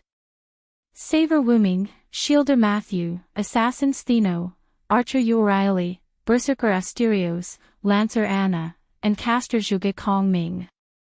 Wuming walked to the side of the crowd, holding a glowing golden Holy Grail in one hand. This glowing object is the Holy Grail that caused the chaos in this era. I temporarily used the Holy Grail to stabilize this singularity, so this singularity has not been repaired yet. In other words, you can control this singularity at will? Zhuge Kongming said lightly. Wuming became the guy who controlled this singularity. Zhuge Kongming meant that if Wuming wanted to, he could become the king of this era. Of course, not to mention Stheno and Euryale, even Gadotsi and the others didn't think that Wuming would choose to become the king of this singularity. Zhuge Kongming was not familiar with Wuming, so he deliberately said that. If Wuming didn't mean that, then everyone would be happy, and Zhuge Kongming would be relieved. If Wuming had such intentions, he was now the king of this singularity anyway. Zhuge Kongming did not have the ability to defeat Wuming, so there was no harm in saying a few words before he died. I'm not interested in becoming the king. You think too much, military counselor. Wuming shook his head lightly. Now, looking at Wuming holding the Holy Grail, whether it was Olga, Marie, and the others, or Roman, who was projected on the screen, they were all relieved. After all, if Wuming really wanted to do that, they really couldn't do anything. That's great, then our mission is complete. Roman had a lazy look on his face. You better cheer up, Roman. Even if all the enemies are destroyed, you can't be so lazy. Olga Marie instantly reprimanded Roman. Roman could only nod speechlessly. Yes. I know, Director, did Mr. Cuculin and the others also leave? Matthew asked Wuming. Yes, whether it's Karna, Gilgamesh, or Cuculin, they all left. Really? I haven't thanked them yet. Matthew said with some regret. Don't worry, Matthew. You have already formed a destiny, and you will meet again.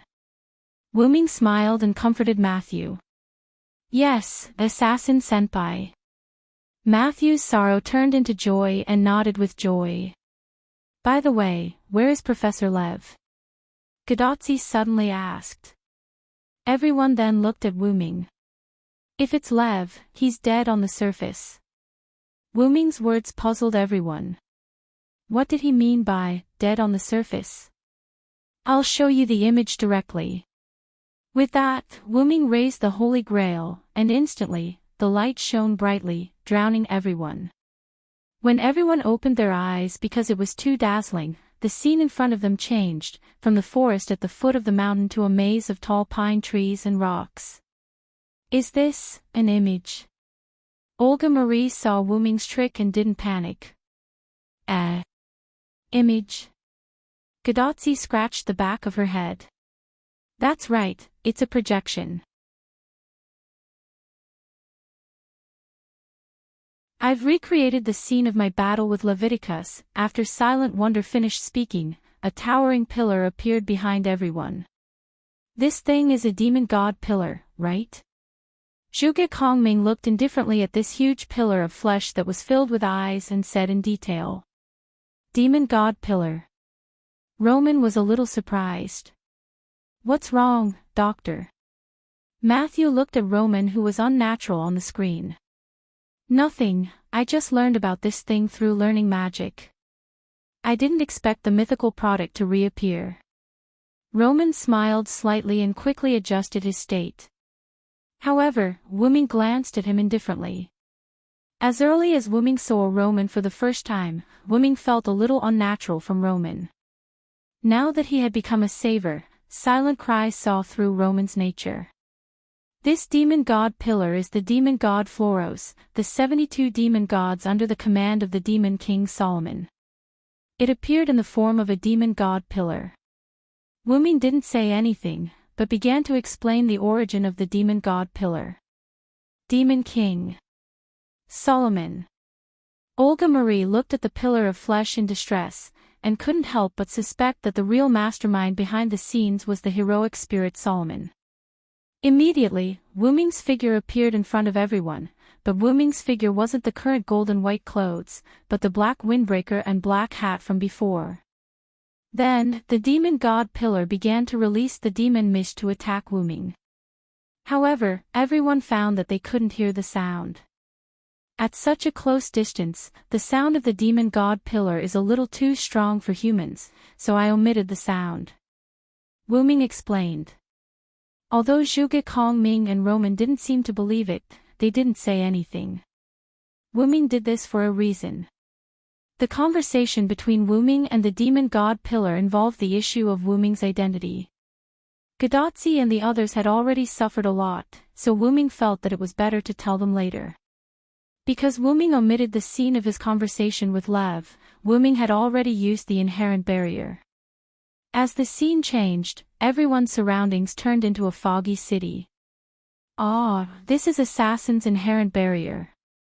As someone who had been here before, Gadotsi explained to everyone.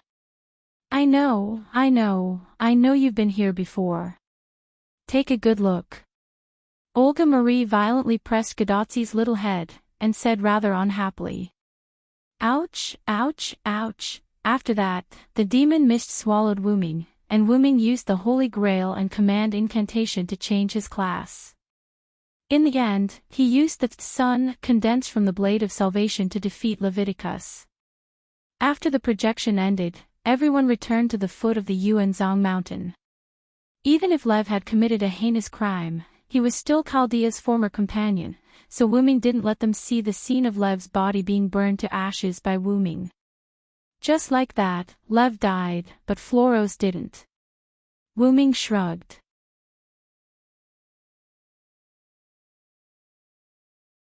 So that's how it is. Lev's apparent death means that the demon god pillar is still alive. Zhuge Kongming nodded. According to the demon god Floros, their demon god pillar is a whole, so I think Floros is still alive. Since demon god Floros is still alive, Lev is very likely not completely dead. After all, Lev is the personality of demon god Floros' human body. Wu Ming said solemnly. In other words, Olga Marie thought of something. In other words, we are likely to encounter Lev in our future operations. Roman said what Olga Marie was thinking. There's no other way.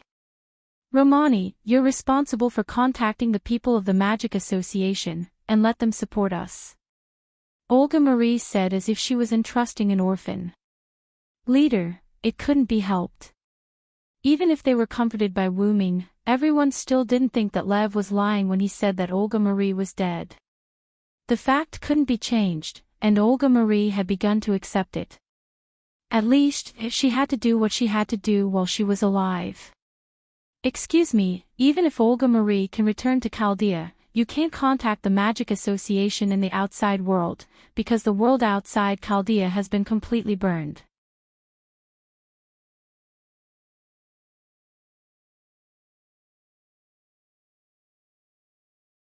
Chapter 379. What? Upon hearing Wu Ming's words, not only were Olga Marie and Roman shocked, but even Godotzi and Matthew, who weren't nervous at all. You guys don't know? Wu Ming asked in a confused tone. How would we know? Hurry up and explain it to me. Olga Marie walked up to Wu Ming agitatedly and pulled on Wu Ming's collar. Ahem. Calm down, calm down. Wu Ming tried to break free from Olga Marie's grip, trying to calm her down.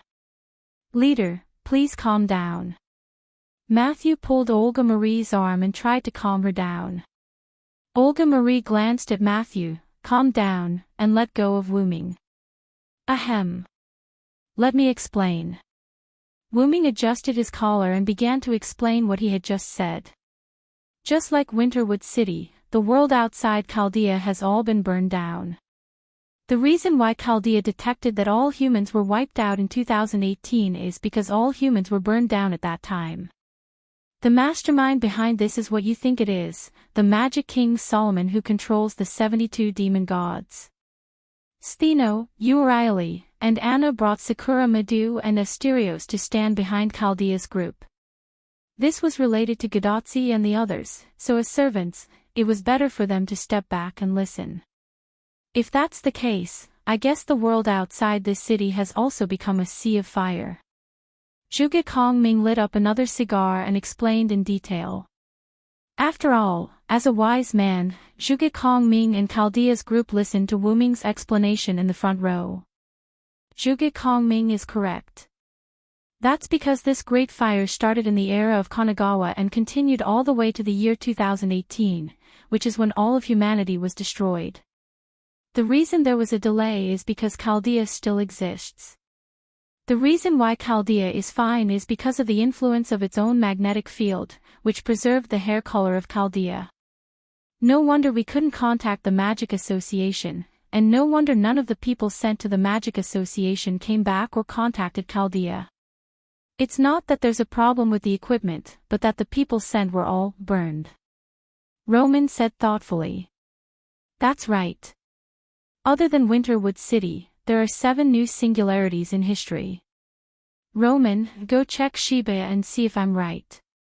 Wu Ming then revealed another shocking piece of information. Excuse me for a moment.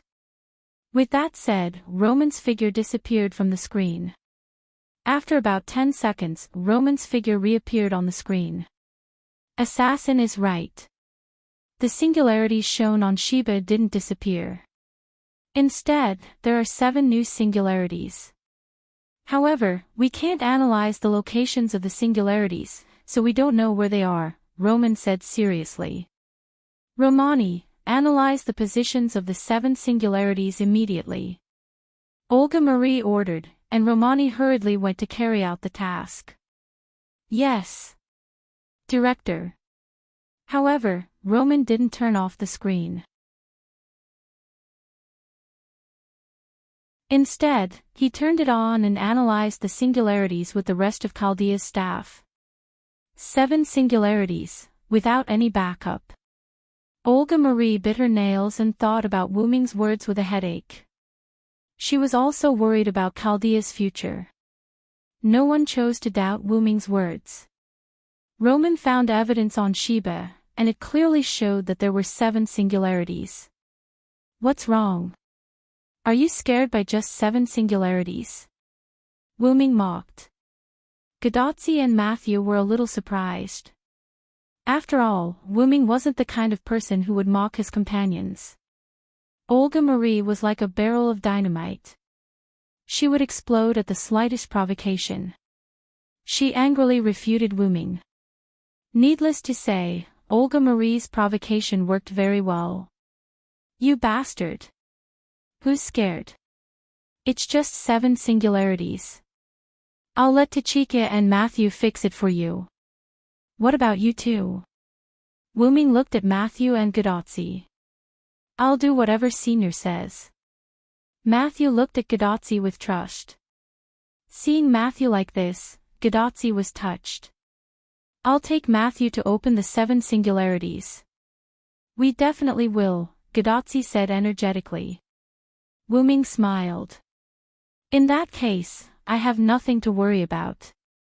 Then, it's time for us to return to the Martyr's Palace, Zhuge Kongming said, looking at Wu Ming. After the Holy Grail War ended, Attila returned to the Martyr's Palace, but Zhuge Kongming, Steno, and the others still wouldn't return to the Martyr's Palace. Without a doubt, this was Wu Ming's doing. Returning to the Martyr's Palace after the Holy Grail War ended. By the way, when did it end? Gadotsi was indeed a newcomer. She really didn't understand at all. The Holy Grail War ended. The surviving Martyr's Palace, of course, will return to the Martyr's Palace. The Holy Grail War ended after Wu Ming defeated King Arthur and obtained the Holy Grail, Olga Marie said helplessly. Is that so? He. Gadotsi smiled awkwardly. As expected of Zhuge Kongming. Wu Ming praised Zhuge Kongming. Then, Wu Ming raised the Holy Grail. The moment it lit up, Zhuge Kongming, Steno, and the others' bodies began to glow. Then, summon me when you need me, the last master of Chaldea. Zhuge Kongming finished speaking and disappeared into blue magic particles. Goodbye, master of Chaldea. Steno smiled. I hope you won't be so rude the next time we meet.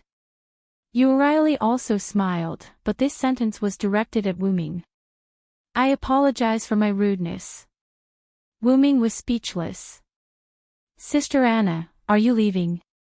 Sakura Madu looked at Anna and said reluctantly. Yeah. Anna only hummed softly. She still didn't like talking to humans, even if it was her master. However, Anna was smiling. She was glad to have such a master. Then, goodbye, Sister Anna. Thank you for saving me. Sakura Madu smiled and waved at Anna. Then, Anna disappeared in silence. On the other hand, Astrilius disappeared without saying anything.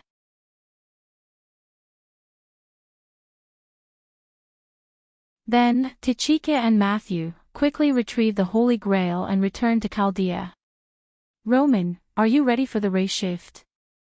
Olga Marie saw that all the servants had left and said to Roman. The preparations were done a few minutes ago, but... Roman showed a sad expression. Gadotsi and Matthew were the same. Ah, death, I know. What Lev said was true.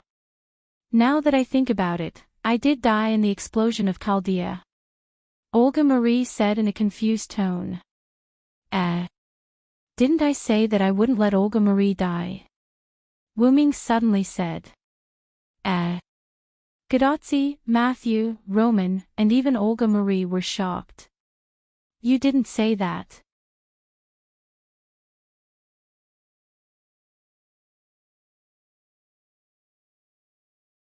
Chapter 380.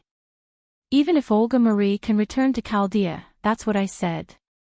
Wu Ming smiled. This left everyone dumbfounded. I thought you were just making an analogy. Roman smiled shyly.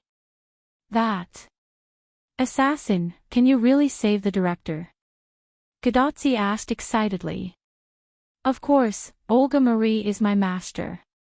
The Grim Reaper doesn't have the guts to take my master's life from my hands, Wu Ming said domineeringly.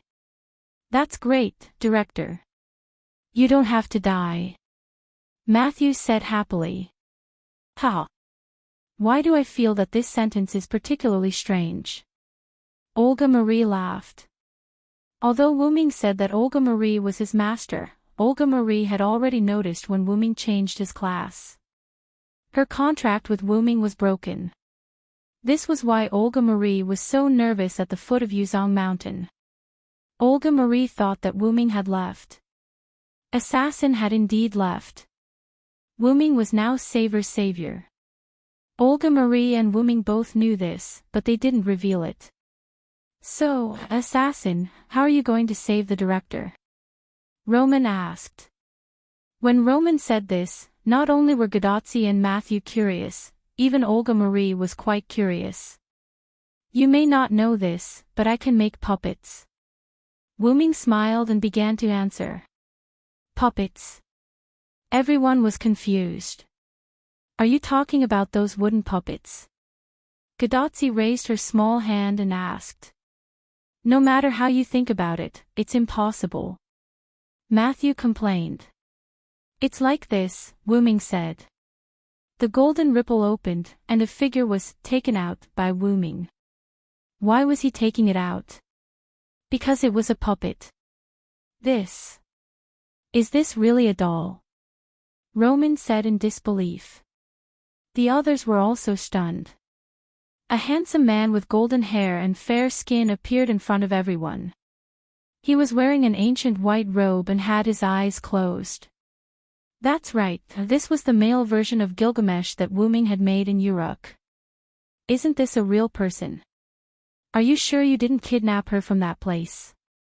Olga Marie couldn't believe it. Everyone nodded. They couldn't tell that it was a puppet at all. I knew you guys would say that. Wuming smiled. Then, he raised his hand and reached into the blonde man's robe. Rip!